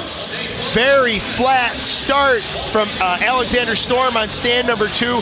Walt Page looking very good, but I don't know, that saw is just free. It doesn't seem like it's dropping like it should be. And again, he's going to post a good time. This might be a new PB. Wow, what a finish. I thought Alexander Storm had him.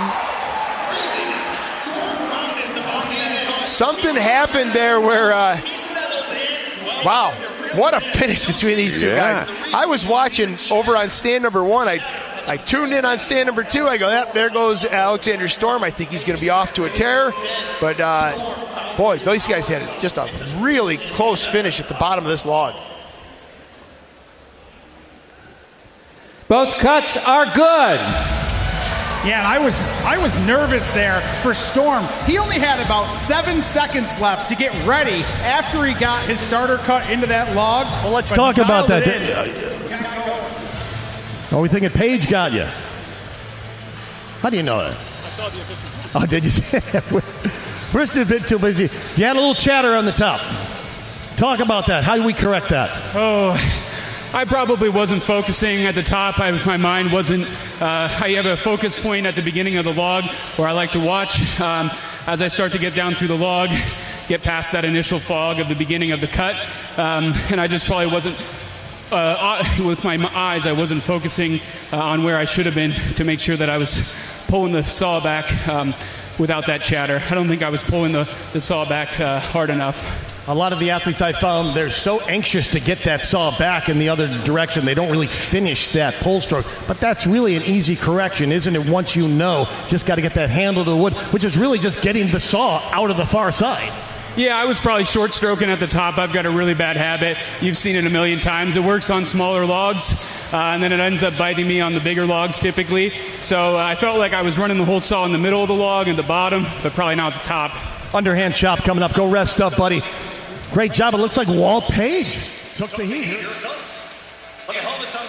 Well, we just saw that little chatter on stand number 2 for Storm, and it just maybe a little bit of an angle shift. He's dragging the heel of that saw back into the corner of the log on a pole stroke. Walt Page looking very smooth, though. Could draw a little more of the nose of that saw and maybe get him back off the block a little bit. The bottom, though, he's really getting it dialed in. Watch this finish. Both into a draw stroke, and then they shove in.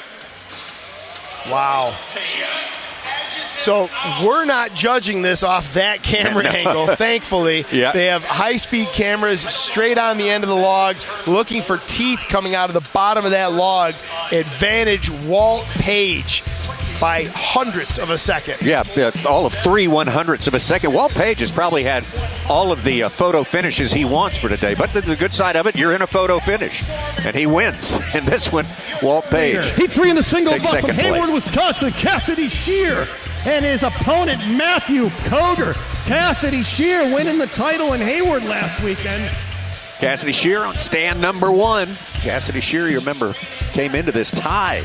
Overall points at that critical 4th place spot there. So a little bit precarious there. Matthew Koger leading in overall points.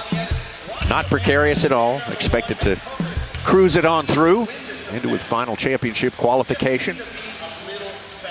Well, and Tommy, at the rules meeting prior to this event, all of the conversation, or the majority of the conversation, was around the single buck and a new rules change. No more foot blocks, no affixing wood blocks to the stage to lock your feet in. It goes with the rule about no power tools on stage, things like that. Cassidy Shear, I tell you what right now, folks, after the show today, go back through YouTube. Tune back into 24, 23, and look at the apparatus, the scaffolding network that Cassidy Shear brilliantly, I say, engineered and brought on the stage. Athletes that ready. Is no more. Stand Cassidy to your Shear, timber. no foot blocks. Here we go. 3, 2, 1, go. So these guys are allowed to mark out with chalk on the stage, but he's going to be relying on those metal caulks, those metal spikes only. See a good amount of foot movement from Matt Koger in the background. Cassidy Shear, though, doing Cassidy Shear stuff. He's going to do it. Drives off ahead of Matt Koger, showing a 14-10.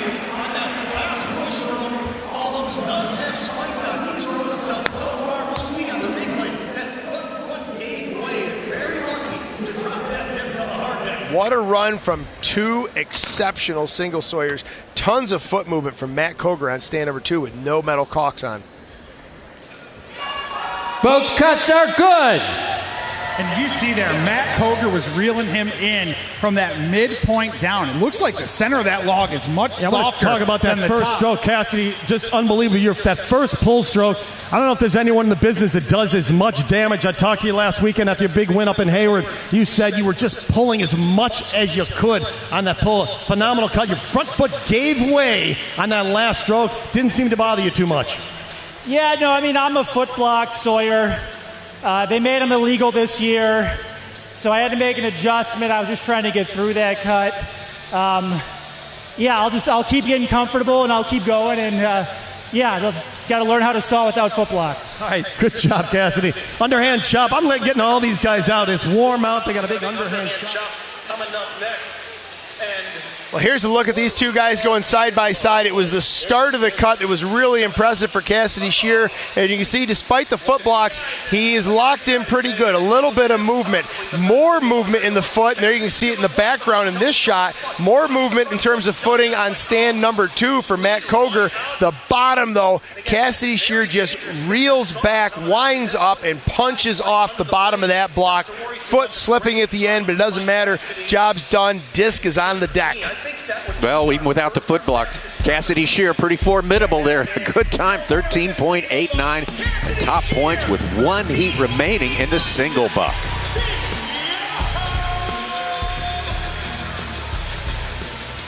Huge wins there. Relive and Storm. Page keeping in there in 3rd. Here's the overall standings right now after the single buck. Heading into the underhand, Matt Koger with 23 overall points. Tied for 2nd, Shear and Storm with 22. And on the bubble, Walt Page with 21 points. We are clear for Heat 4, the boss says, so let's bring them out. Heat 4 of the single buck, Logan Scarborough, and the man who may be the fastest single buck of the world has ever seen. That is Mark Beauquin. Mark Beauquin in New York on stand number 2.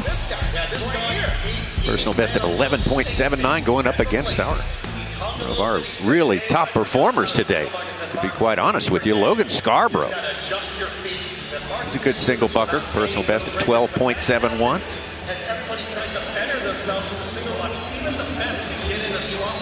But again, we are watching a new and improved Mark Beauquin.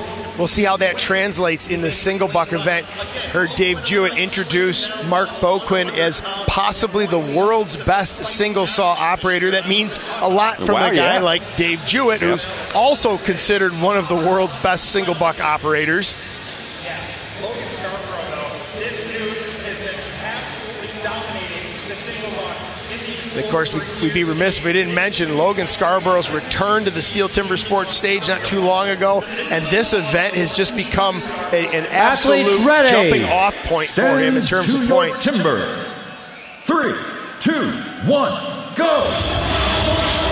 Head-to-head, literally face-to-face on this stage. A little bit of a chatter or jump from Logan Scarborough. Handle not quite going in. Look at Mark Beauquin on stand number 1. Didn't even get back and set in position to rip off and put a push stroke on that thing. 11:99 showing his unofficial time for Mark Beauquin. At one point I thought we're safe. Mark Beauquin, he's got some glitches. We'll be fine. He's not a threat, and he just comes out of nowhere. And he's got a technique that's working. He works on it. It works for him. He and I train together. The way I saw it doesn't work for him.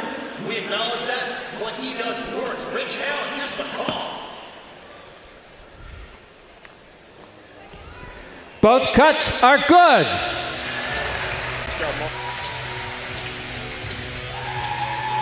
Here comes Mark Beauquin. The stage is slightly tilting to the right here.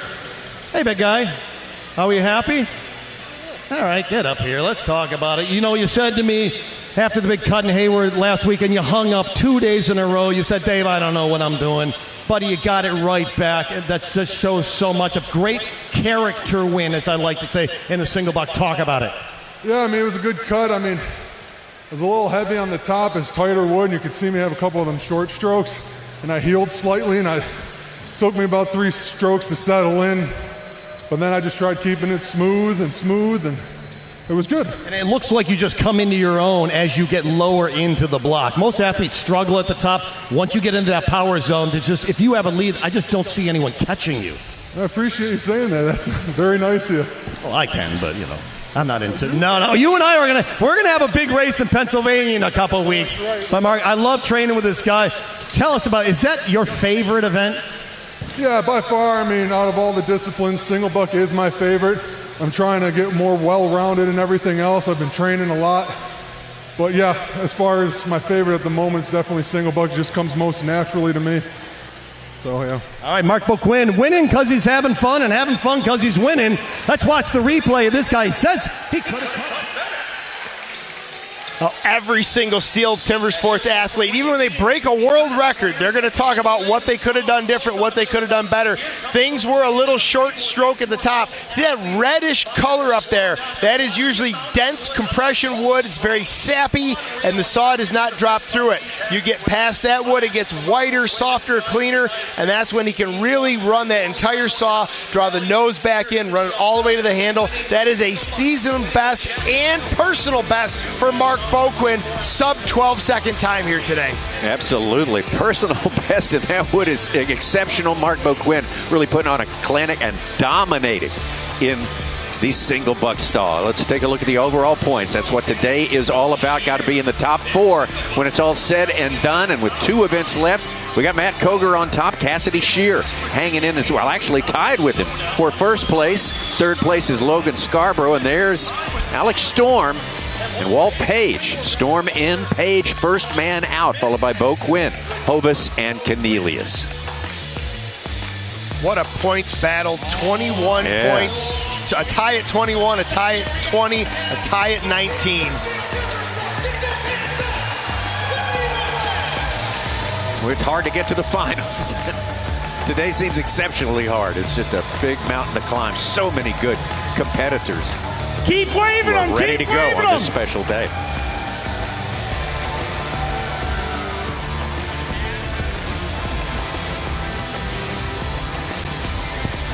All right, keep it up. Keep it up. How are those steins flowing out there? I haven't seen many beers being drinking in this crowd. We got to get this place hyped. We got the Women's National Championship tonight.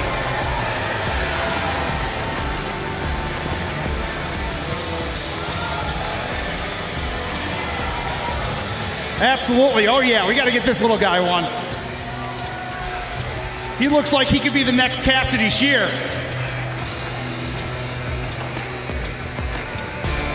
Absolutely. Oh, with that thing on? Absolutely. Why don't you take a hat too, buddy? You're earning it today. You're earning it.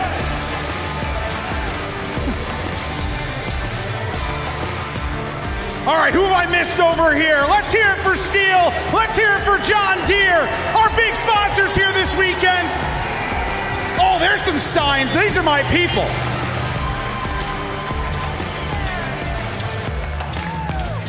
Keep them flowing. Oh, that one's empty. Here, take this flag. Go get a refill, buddy. Absolutely. Love it.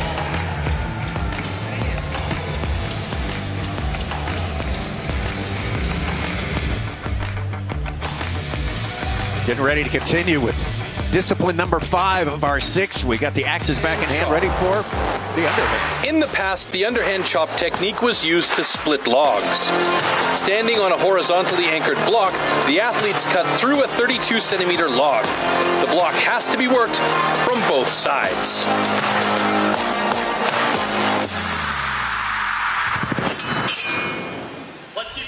First heat of the underhand chop, Aaron Hovis versus Billy Cornelius.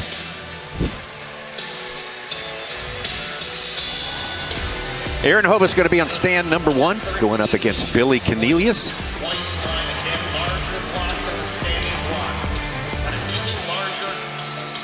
Aaron Hovis on paper looks like a heavy favorite in this particular first heat of the underhand. And both these guys solid underhand cutters, and Aaron Hovis has just been doing exceptionally well today. Just really making this stage his own. Billy Cornelius is struggling mightily right now in the basement, spot number 8, that dreaded spot number 8. He is looking to chop his way up to anything other than 8th place right now. Boy, the pace from Cornelius on stand number 2. He is bringing it. He is right there on the start. Excellent swing speed.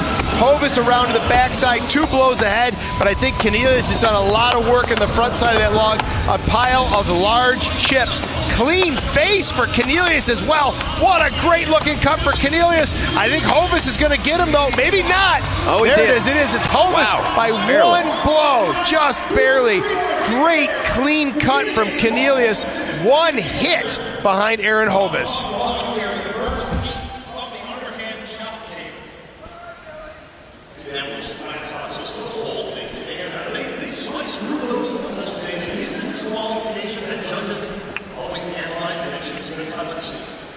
Both cuts are good.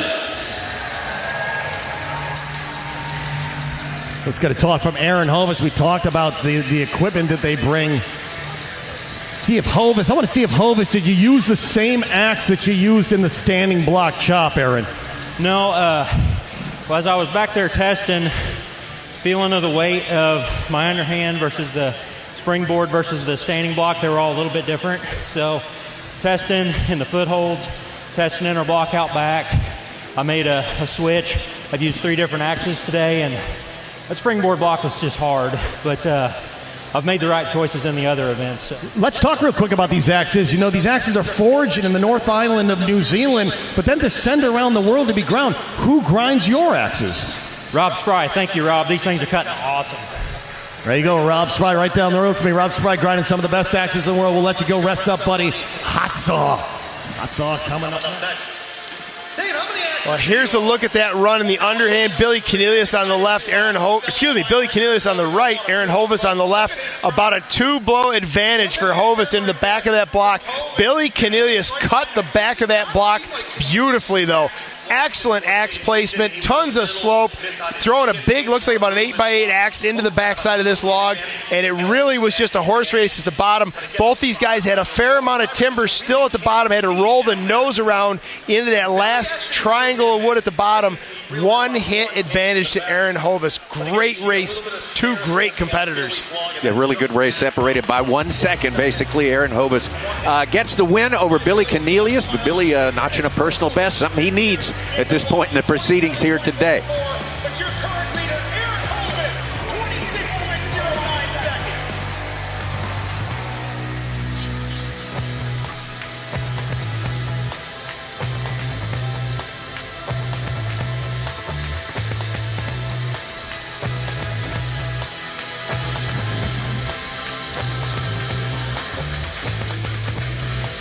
All right, so the next heat of the underhand chop, Dave.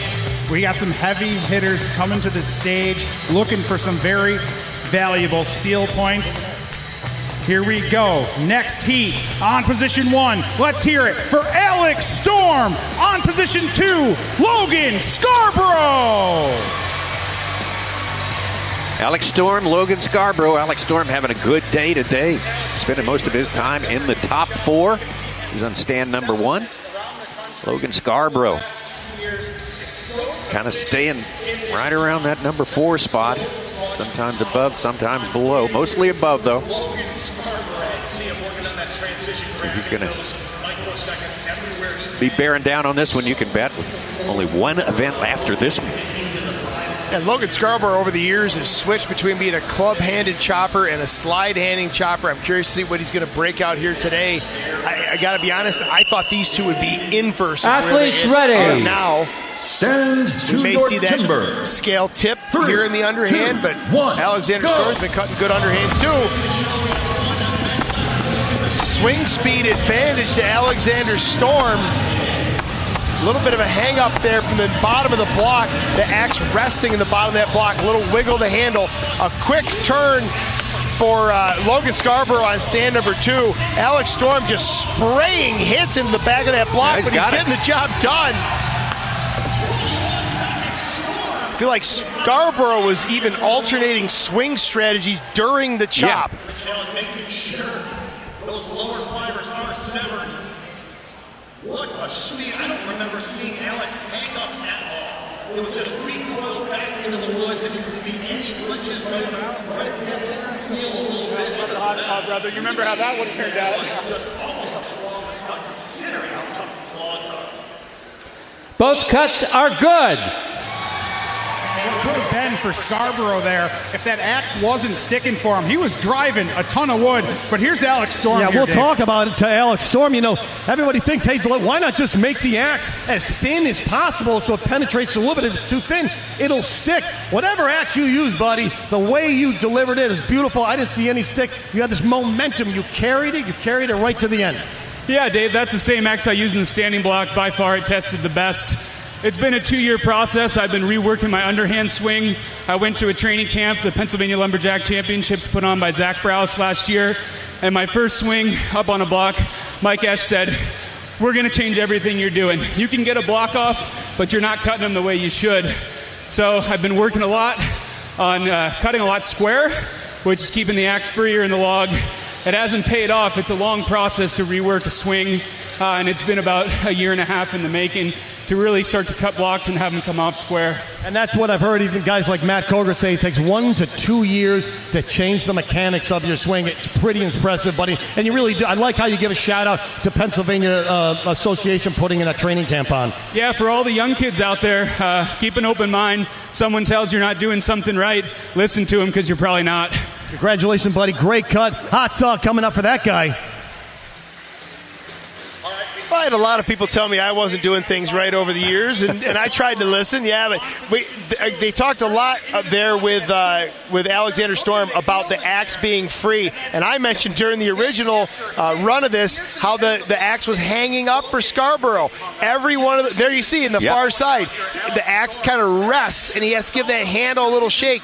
On the chip side, it releases, but there again, on the drive side, hang up. The top is clear. Now he's clearing chips, but when he goes into the bottom, it just sticks a little micro stick every time. Dave Jewett said before, it's like pedaling your bicycle uphill as hard as you can and then hitting a pothole, and it just knocks the momentum away. Alex Storm, 21.52 to take over the lead in the underhand chop. Logan Scarborough at second place, 24-32. Full House, California.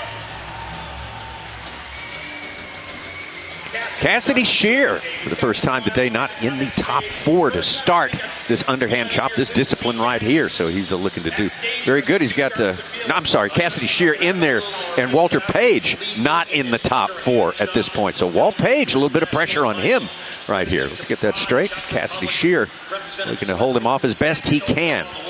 Shear on stand 1, Page on stand 2. Walt Page is a good underhand cutter. But I've never considered this his mainstay event. However, this year he has been coming on stronger than in the past, and he's going to need every steel point he can muster. Boy, the pace from Cassidy Shear. Cassidy Shear around to the back, 2 hits in ahead. Walt Page very close to that foothold. Walt almost a little bit of a side slap on some of those hits. On the chip side, they're driving now. Walt's got a lot of wood in the bottom. He had to go back and chip it again. Wood is not what these guys thought. Cassidy Shear, wow. I didn't think Walt Page was that close. Cassidy Shear showing a 22.38 is his unofficial time. 8 in the front. It just blew apart. I think he got incredibly excited. See some of the redness on the chip side of that log of Cassidy. It may have been tough. Both these guys just focused on that top 4. Walt Page on the outside looking in. I know he was feeling the pressure. That 23-second cut. I like that cut for him. Both cuts are good. Again, not close to his personal best time, but... All right, we're going to pull Cassidy Shear in here, talk about that cut. I haven't seen the replay yet, though, Cass. We couldn't see the front side of that log. Talk to me about the turn there. Did you drive enough on the front, and was it just compression wood on the back, or what were you seeing? I have no idea, Dave. Probably could have gone 10 on the back, and probably should have done cleared one more chip on the top, on the back. I don't know. I mean, sometimes it goes, sometimes it doesn't. Whatever, I'm going to go have a good Hotsaw. Thanks for coming out, everybody. Yo-ho! Yo-ho! Give it up for Cassidy Shear there. We're going to take a look at this replay and see what happened on the front side of that log here, Dave. What do you see? Well, here's Cassidy Shear opening up that block, goes 2 and 2, over to draw those chips out, goes right to the bottom, right to the top, and now he's going to start. He draws one more chip out of the bottom. That's a good insurance policy, but it just doesn't seem like it got him very far. The wood just blowing apart in the back side of this, and he just may not have placed drivers in the front side where they needed to. A lot of wood at the top. There it is. That's probably that chip hit he was talking about. Goes 3 drivers down, doesn't go anywhere. 4th driver. Now he is just looking for any fiber he can find. He's now driving. You see him back on his heels trying to draw that axe in. He is driving a tremendous amount of wood. You can't even see it in the bottom center of that block. You're just kind of swinging on faith that it's in there somewhere, looking for those fibers. Well, Cassidy Shear trimming Walt Page by a little more than a second there. So Shear standing in second place and Walt Page in third. Alexander Storm with 21.52, still the top time. 1 heat remains in the underhand. Overall standings, this is the rolling tracking of that right now, and Cassidy Shear on top. Of course, we've got one more heat left to go, and that will change everything. Alex Storm, Walt Page, and Logan Scarborough filling out our top 4 as it stands on that sheet. National title. Looks like we have one final heat in the underhand. This will be Mark Beauquin versus Matthew Koger. All right, final heat. The matchup, the two top rated in the underhand are going to be Mark Beauquin on stand number 1. Matt Koger, 7-time U.S. champion on stand number 2. Not the fastest, but he hit harder than anyone else at 16.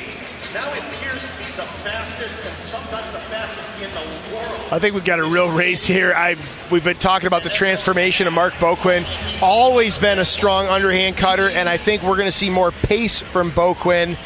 Matt Koger, though, in the underhand. I mean, athletes ready. This will be a race. This will be a race. 3, 2, 1, go! Matt Koger up, ready to go. Axe downward, ready to strike on go. Look at the pace from Beauquin. That is Matt Koger-like pace over on stand number 1 from Mark Beauquin. Slight advantage at the turn for Matt Koger. Let's see who did more work in the front side of the log. Both drawing chips. Beauquin getting a little out of control on the bottom of that block. Wow. There it is, Matt Koger by only a second.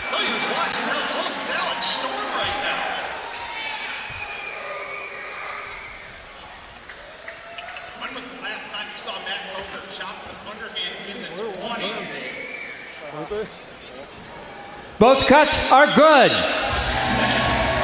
Must have been a tough piece of wood down there on position 2. Matt Koger's a big guy. I'm not going to give him a hard time. Matt, you really got to chop the log you're drunk. What's this expression on your face mean? What is it saying? Just kind of like I guess like a reassurance that like, okay, even though the wood's firm, you're still cutting them good, and there's a few things to clean up on, and that's chopping. Yeah, you always have a no panic expression on your face. I love the story. At 16 years old, you were the hardest hitter in the country. You brought the speed after that. Talk about who coached you. How many are you? Third generation? Talk about the upbringing in this sport. Yeah, so I guess I would be considered a third generation competitor. My great uncle was the one that got my family started in the sport. Traditionally, timber camps versus timber camps, and then cousins and uncles, and my father taught me how to chop and got me started. And a gentleman from Australia, Jim Alexander, really started encouraging those first few steps, and then I've learned from everybody since along the way. Thanks, Matt. Matt Koger on the prowl for another national title with one event going to go, the Hotsaw. If you have sensitive ears, well, every once in a while you got to reformulate a recipe, and this is our first look at the reformulated Mark Beauquin, and I like what I see. Great cutting from Beauquin. He gives up about a swing and a half to Matt Koger in the backside of the log, but you can see as Matt Koger goes to open up the backside of that log, the outside is just a little bit corky, case-hardened something, and the axe just grabs, sticks the heel into the guts of that one, but pulls it together, had a lot of wood to drive, had to really swing through to the far side of that log. Two tremendous cuts as we hear the hot saws fire up in the background. Oh, make no mistake about it, they are on the way. And Matt Koger taking top points in the underhand chop, his official time of 20.99. Alex Storm remaining in there somehow between Koger and Beauquin. Mark Beauquin with a 21.79. Cassidy Shear in 4th place. Let's take a look now at the overall standings with one discipline remaining. And there's Matt Koger on top. Not a huge lead, but pretty comfortable in terms of making the top 4, and that's what today is about. Alex Storm, Cassidy Shear in 3rd place right there, 26 points, just a point behind Alex Storm. And Mark Beauquin, 25 points, has moved up into the top 4. Walt Page, surprisingly outside of that top 4, but and I tell you what, the event we've got coming up next after this break is the one that can upset the apple cart in so many ways. Stick around. Pool B action continues with the Hotsaw when we return.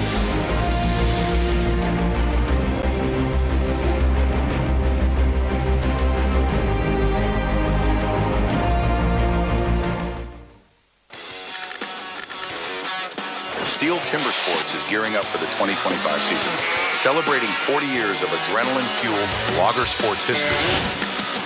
Since 1985, the original extreme sport has grown from a U.S.-based event to the pinnacle series of global competitive woodchopping with athletes and competitions in over 20 countries worldwide. Get ready for an axe-hillarating season filled with passion, precision, and pure power.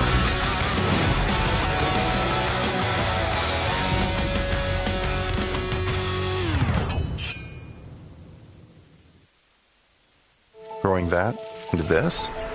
Yeah, you did that. That little guy is now this guy. You did that too. And where do you think this comes from? Yep. For farmers and ranchers, miracles like these don't just happen. They take sweat, faith, and we're proud to say, a little bit of this. Precision technology to do more with less, so that this can one day do that. There's definitely a fear what we do on a day-to-day basis. Conquering that fear and learning to live with it is the next step. In these situations, we are there to do our job, and you just remember what you've been trained to do. When that bell rings and we know that we're getting deployed, you transfer that feeling of being nervous into excitement. I love the camaraderie that you feel with the guys that you're working with and being out there in the middle of nowhere. And it's an inherently dangerous business, and knowing that we have tools and equipment that are going to be dependable for us, like STIHL products, is just as important as knowing that the person to our left and our right is also going to be able to perform in those moments. In those instances, there isn't time to waste. There's no time for your tools to go down. But one of the things that we love with STIHL tools is that reliability.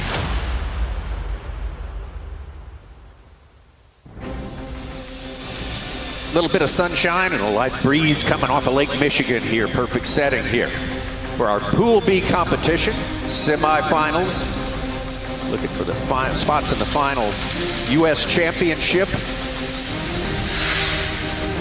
We got a big one coming up next, though. This one can change the landscape in a big way. Let's take a look at the Hotsaw. Hotsaw.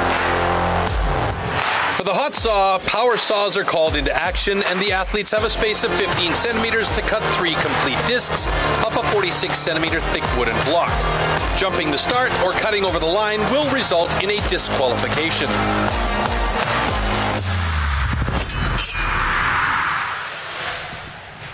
Yeah, here we go. Everybody's favorite event, the most extreme event in the most extreme sport, the Hotsaw. Coming up next, Milwaukee. Share your favorite moments on Instagram. Scan the QR code, tag STIHL TimberSports U.S., and let us know how much fun you had out here all weekend long. Of course, still to come today, up on the stage, we've got men's Pool C action, and then the U.S. national title event for the ladies here tonight in prime time, starting at 8 o'clock. But make sure, use that QR code. Let us know how you're feeling out there on Instagram.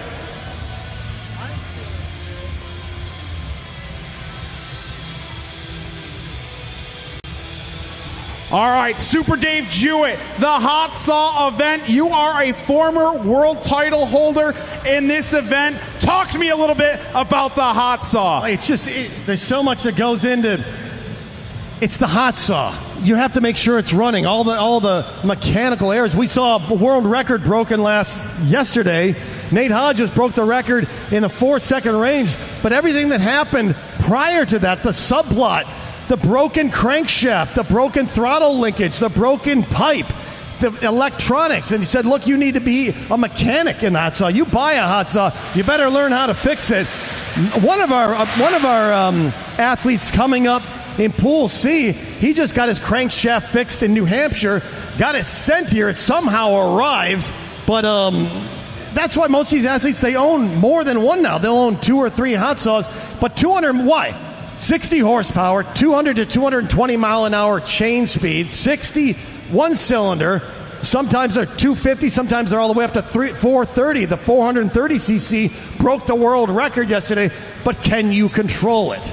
That's the issue. When it's on the line, the game's on the line, 6 inches of wood. And unlike the stock saw, you have to start the Hotsaw. All right, let's get started here. First heat of the Hotsaw coming out on position 1. Let's hear it for Alex Storm. Position 2, Mark Boquin. Alex Storm coming up on stand number 1. Alex Storm having a good day out here today, but got to do well in the Hotsaw here if he wants to bust through in the top 4 and make it to the finals. Going up against Mark Boquin, who stands in the top 4 right now, in 4th place, as a matter of fact. He may just go for it, just saying, let's make a trial run of the finals tomorrow. Well, Tommy, I don't know if we can start a GoFundMe or some sort of associated fundraiser, but I'd like to start a fund to buy Mark Warm up your Boquin a saws. better crankcase side cover. Right now he's running, looks like a number 10 can with some bungee cords. I can't get behind this. I feel like we got to help the guy out. Yeah. Right now, Dave, they're going down this checklist in their Yeah, there's a shot. Yeah, I'm with you on that. Would you contribute? It looks Would like you help the guy out? He's trying to cage it with some green wire. I don't know how sound of practice that is. He knows better than I do. 30 seconds. The switch, ignition switch on.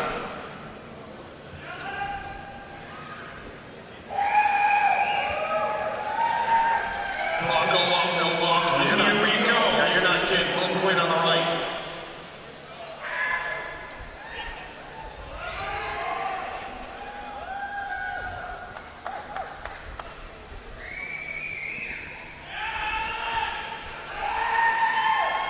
Athletes ready. Stand to your timber.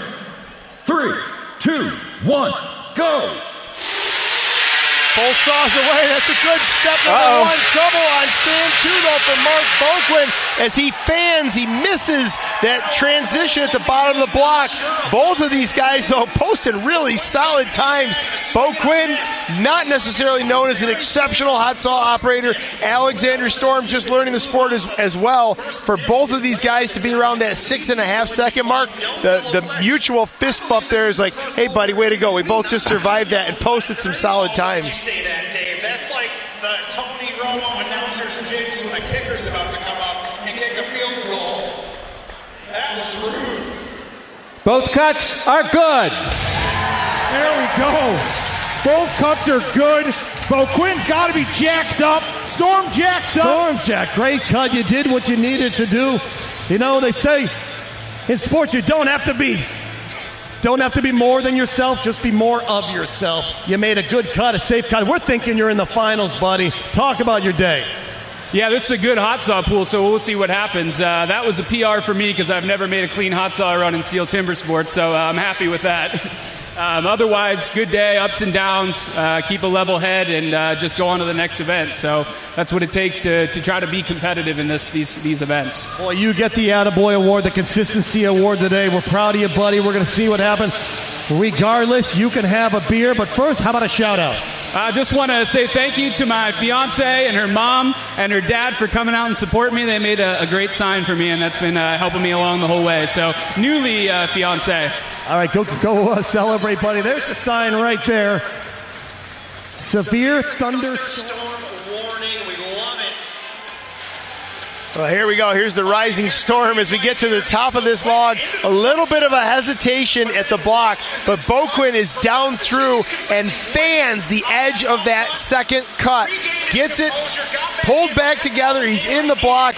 Doesn't matter, though. Alex Storm, look at the lean. Harry Burnsworth approved of that lean on that third cut from Alexander Storm, stand number 1. Harry Burnsworth used to say, I'll tell you when you're pushing hard enough, your feet will come off the stage. 3 heats remaining. Alex Storm, though, high five to that guy. Well, how many times do we see athletes overcorrect when they have the swing and a miss, and then they just say, oh my Lord, I got to get back into this log, and then, oh boy, they start cutting cakes instead of cookies. All right, Alex Storm came to play today, absolutely. Personal best for him in the Hotsaw, the 6.48. Ditto for Mark Boquin, 6.62. Both of these guys came into the Hotsaw, the final discipline of the day, in the top 4. They are doing their job, and they've shorn it up a little bit. They've added to their position. Let's see if they can hold on. All right, you see the judges out there marking that 6-inch line on these logs. They go out there, they inspect. You'll see the judges hit the deck to make sure those lines are still there. And we've seen athletes in the past Dave, where they've got done with their 3 cuts. It was outside of the 6-inch line, and then their saw will bump up and touch the other side of it, just nick that wood, and that's technically cutting over the line. That's I did it. I lost. STIHL sponsored a national title one time. I lost it. I came down. The saw hit the deck, bounced up on the other side of that 6-inch line. Cost Matt Koger a national title a few years back. And that's when Cassidy Shear won the national title here on this stage. Cassidy was in the hot seat. Matt Koger was going for the win. Bounced up. Cassidy got his win. He did it right. Went on to take 2nd in the world. And we're just waiting patiently to get the STIHL logo on there for heat number 2. And it won't be long, and Pool C will be coming up, and we're going to do it all over again. I'm looking at these hot saws out here right now. I love Cassidy's saw. Purple Rain up here on the stage. Name that saw. These are some big, big motors. Over 300 cc's on the stage right now. You know they're running those 404 high-tooth chains. But all right, let's bring them out. Our next heat of the hot saw on position 1. Your local boy. Let's hear a big yo-ho for Cassidy Shear. On position 2, Logan Scarborough. Should be a good race here as well. Cassidy Shear on stand number 1, the former U.S. champion over there, and Logan Scarborough. Those got very close on personal best times as it stands right now. They both like to notch a new personal best in this heat right now. Logan Scarborough, said it a couple of times, is worth repeating again, though, rejoining the STIHL Timbersports Series. Warm this up your saws. event is part of that learning curve, a steep part of that learning curve, and he's been doing very well. Posted his best time ever last year to 6.35. And based on the time you saw in that first heat, he's going to have to shave a little more off of that. Yep. Shear inside the top 4 as it stands now. Scarborough outside. Take down Cassidy, that'd be a good step toward making it back into the top 4 who will qualify for the final. 30 seconds.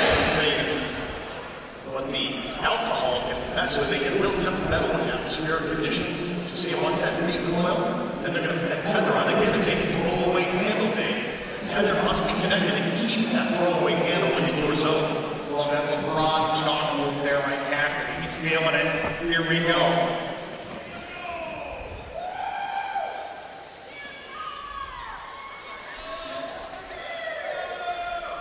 Athletes ready. Stand to your timber.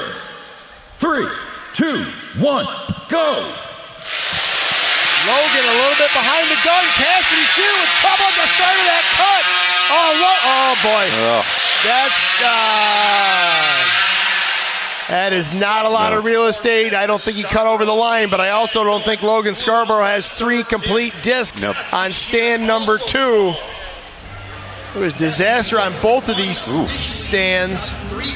I think Cassidy's fine in the end. He had a little bit of he had to double pump the clutch at the start of cut number 1. It's just going to be so unfortunate he misses the finals again this year, Dave. He's having such a great day.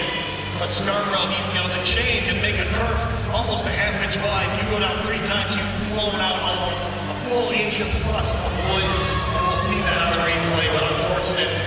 For stand number 2, you're going to have to hide from Scarborough's wife after this one for doing that jinx you did, where we haven't thrown a flag all day right before this heat game. You're in trouble. Okay, DQ here. Cut the line, incomplete disc. Your cut was good. I got Cassidy. Small blowout on that. Trouble for both of you athletes. Unfortunately, Scarborough a disqualification. Talk about what it's like going into this final heat of the hot saw. Yeah, I mean, this is a unique pool. I've never seen a pool so tight before. And usually if you cut clean in the semis, I get through no problem, and the hot saw doesn't even matter. I haven't made any big mistakes today. It's been decent with small mistakes, and it's going to be tight. I mean, I won't be surprised if it comes down to a tie that goes to a time tiebreak. Well, let's magnify this mistake. We're going to have it on the big screen. Cassidy, if you want to talk us through on the monitor down here, here's your start. Yeah, so what happened here is that I don't really care about Hotsaw that much, and this is the third time I've run it this year. So to actually recover like that and make 3 complete cuts is actually like decent, and I'll take it, and I'm not upset. Good job. Great job today, Cassidy. We're going to see you in the finals unofficially tomorrow. I'm thinking we are. Cassidy Shear representing Hayward, Wisconsin. Most likely heading to the finals. And here we go again, Dave. What do you There's that run with Purple Rain. Cassidy Shear's Hotsaw just got up, got crooked, back handle over a little bit. Boy, he came really close to getting over that line, though. It takes a lot to get an extra cut in there, and that's what Logan Scarborough is learning right here. It's hard to get 3 good cuts in 6 inches of timber. Getting 4 cuts or 3.5 cuts in is nearly impossible. Beautiful transition. Beautiful 3 cuts after. Cassidy Shear's time is 7:19, good enough only for 3rd place right now. And, of course, Logan Scarborough with the incomplete cookie and the DQ. That ends his day, his quest to make the championships. Take a look at our overall rolling points tracking here. Shows Alexander Storm on top and Shear in 2nd place. Now that's 7.19. Will that give him enough insurance to make it into the top 4? He's looking good now, but we got a couple of very tough heats coming up. Could be very tough on him.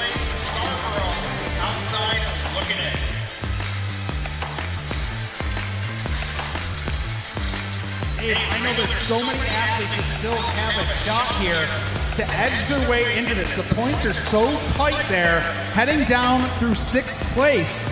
It's anybody's race still here to get in and punch their ticket to tomorrow's final. And it is an advantage for these athletes that we have that are still out back. It's an advantage to see what happened in heat 1 and 2. They know that they have to go, hey, these guys made a few mistakes. They know exactly how to run the saw to get in the 7 seconds, the 6 seconds, the 5s. There's 4 athletes that are now in the 4-second range. I believe there's only 4 that have accomplished that. But that's an advantage you have of sitting backstage and watching. But again, sometimes you go safe. That's just as dangerous too. You hit that throttle. You want to get that saw into the wood. If you're holding that saw over the log full throttle, you got the chain that's going to kick you up and down. The tailpipe's going to kick you left to right. And so let's bring out the next heat. 3rd heat, Aaron Hovis versus Billy Cornelius. Billy Cornelius, an animal on the hot saw. He's not going to make it in. So he has the luxury of just going for it and putting on a show. Absolutely. All right, next heat in the hot saw. Aaron Hovis on stand number 1. Going up against Billy Cornelius. Billy sort of fighting for his right to stay out here competing in these U.S. championships. If you finish in the final spot, you get relegated for a prescribed period of time, so he doesn't want to do that. Going to need a heroic performance in the hot saw in order to maybe avoid that. Both these guys looking for top finishes in the hot saw for very different reasons. Yeah, yes, true. And Tommy, both these guys, frankly, are hot saw geeks. Not afraid to say it, and they're probably proud to wear that badge. Yeah. I think we're going to see a couple of fast times. Again, both of these guys with very different motivations. Billy Cornelius trying to stay alive for next season. Aaron Hovis trying to stay alive for the finals. See, they've got those bands around their waist. That is keeping their jerseys from being sucked into the carburetor. You've seen that happen with the amount of vacuum that can happen. It actually 30 seconds. competitor jersey can pull into the intake and just slow the saw.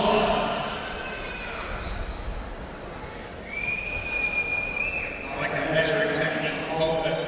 Using his hands and gauge. Place that saw down exactly where it doesn't have to think about it. You can just reach down, hold over, and waving at this law. You're looking at about $24,000 of engines up here. Athletes ready. Stand to your timber. 3, 2, 1, go! Slight advantage, Cornelius to the block. Trouble at the transition. Trouble with his motor. It is falling on its face. Sounds like it's starving for fuel. Aaron Hovis not waiting around 6-second near flat time. Now he's Aaron Hovis gives the thumbs up to our head judge, Rich Judge. Yeah, it's good, Rich. It's good. It's there. I think Rich is going to just take a moment and take a look for himself. Just double check. Unfortunate break for Billy Canellis. He absolutely needed to post some big steel points there just to stay alive, just to be able to come back next year. And that saw was absolutely falling on its face.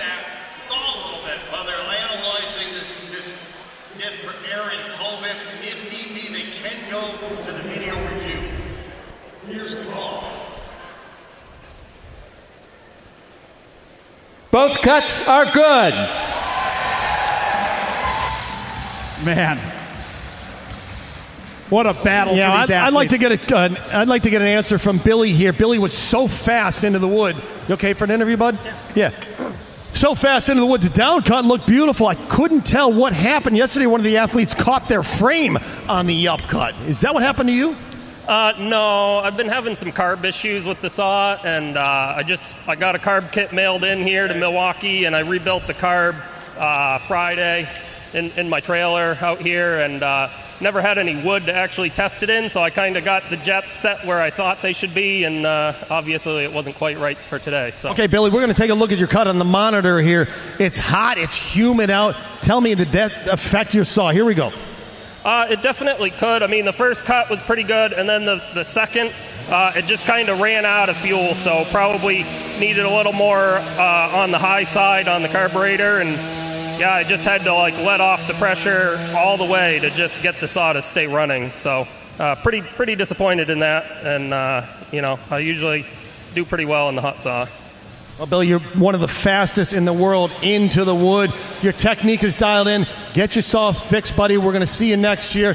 Hey, thank you again for the great interviews. Billy Canellis, always a good sport here in Milwaukee. Thanks, Dave. Well, it's a very tough break for Billy Canellis, but let's look at this run on stand number 1 from Aaron Hovis. Around a 6-second time. Very thick disc on that second cut. Follows it up with a pretty hefty disc on the third cut. I was laughing up here in the booth, though, because Aaron Hovis gets down. He checks for the line and gives a thumbs up to our head judge. Like, it's okay, Rich, it's there. Your career, that is just gutsy stuff. That's what we just touched on earlier. You buy a hot saw. Watch this right here.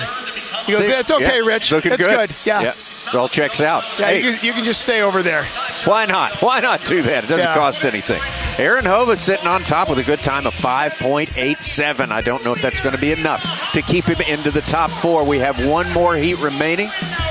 Alex Storm in second place. Overall points show Alex Storm up in first place. So, yeah, it's not looking good for Aaron Hovis. Walt Page really needs to do something spectacular here. He's coming up in our final heat along with Matt Koger, so a lot to look forward to coming up in the Hotsaw, our final discipline of the 6 in Pool B action here, trying to qualify for tomorrow's championship final.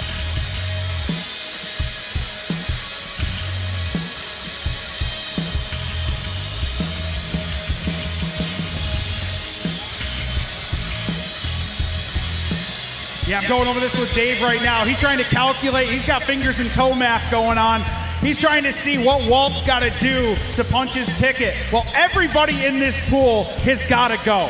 Everybody. And when Matt Koger comes up, if he comes in and eclipses that front, that leading score, he's going to shift all the points down. It's going to bobble things up even more. Yeah, this is going to mix everything up, Dave. It is so hard to analyze all these athletes and do this crazy math at the end. That this is just a mirror image of what we saw in Pool A yesterday. Remember, Pool C coming up at 4:30 today, and we're going to do this all over again. And then the women national championships at 8 o'clock. So we got a big, big day still ahead, and we're only a third of the way through.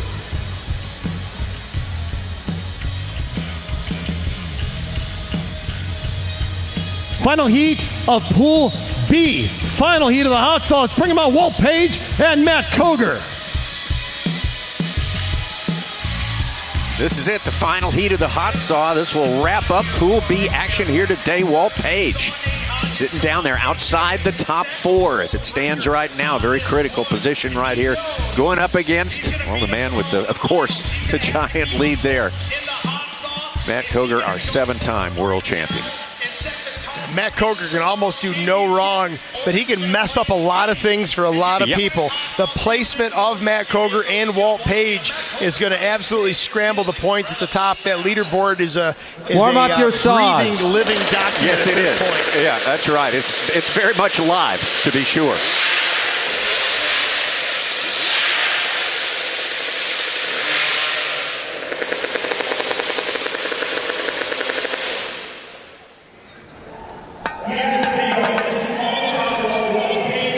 NASA-like launch procedure begins. These guys rewind their tether cords. There is no recoil on these saws. It is a one and done throwaway tether cord. 30 seconds. They're locking in their throttle, pushing in decompression valves. The very last action, when they get the final call for hands on the wood, will be to reach down, turn on their oiler, or open the valve for their oiler.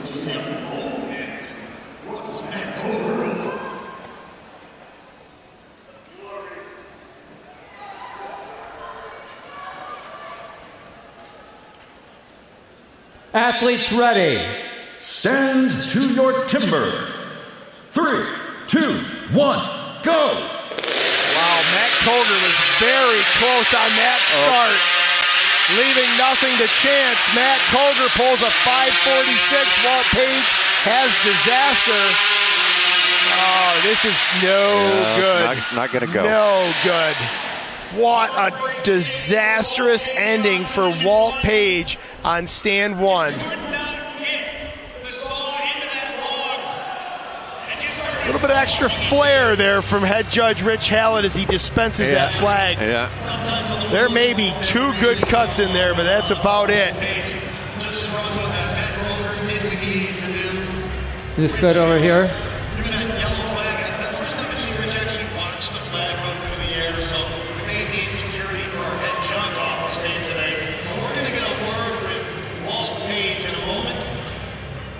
DQ on this stand, incomplete disc. Your cut was good.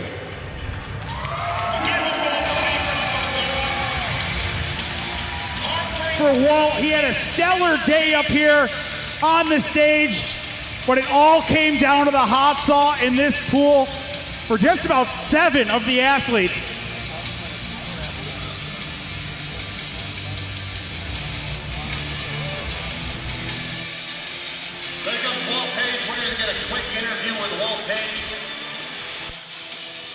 Walt, trouble in the hot saw. Here's that run from Matt Koger, just grazes the edge of the log on the way up to the top, and then just gets automatic with that saw. 3 clean cuts. In contrast with that cut on stand number 1 with Walt Page, he needed absolutely everything, and he was not able to pull it together. Another shift in life. Would you like me? Can I get you to comment on that? Yeah, you know, Dave, I've had a lot of fun over the years doing timber sports, and, you know, the time's come to move on and do some other things. So, yeah, this is probably my last time here. Big round of applause for Walt Page. This man is the fastest springboarder in the world, and he said, Dave, I got a beautiful family. I've got a lot of land. I want to go enjoy that. It's a ballsy move, buddy, ending the sport in your prime. One more round of applause for Walt Page. And you're not leaving. You got a good friend back home you got to give a shout out to. Yeah. Hey, William. Hope you're enjoying, buddy. That's it. All right, Walt. Go have a beer, buddy. Walt Page. Matt Koger. Matt Koger really tight on that go, was not waiting around for anything. A little bit heavy on that first disc. Gets him off clean, though, very thin on that third cut. Gets it done, though. Disaster, though, for Walt Page. The pressure, the lights, it can get to you on this stage. You can see every time he blips that throttle, that is like a bucking bronco you are trying to harness with just your bare hands. Did not come together for Walt Page. Yeah, just I don't like those, but you know, that's Well, the top time going to be, of course, Matt Koger. The 5:37 takes top points there ahead of Aaron Hovis' good time of 5.87. Personal best for him, Storm, and Bo Quinn right there. Bo Quinn certainly needed it there, and it worked in this case. And Walt Page, kind of a shocker to hear him announce his retirement here. We'll have to process that. We sure hate to see him go. He's part of the culture here, that is for sure. But here's the important business of Pool B. Take a look at that. Mark Boquin, Cassidy Shear, Alexander Storm, and Matt Koger are going to move on to the final round, along with Nate Hodges, Dakota Robards, Trevor Beaudry, and Tristan Van Beek. We've got 8 of our 12 set for tomorrow's final in the Steel Timber Sports U.S. Championships. Man, good competition today, so tight, and a lot of surprises, and a big one at the end, hearing about Walt Page.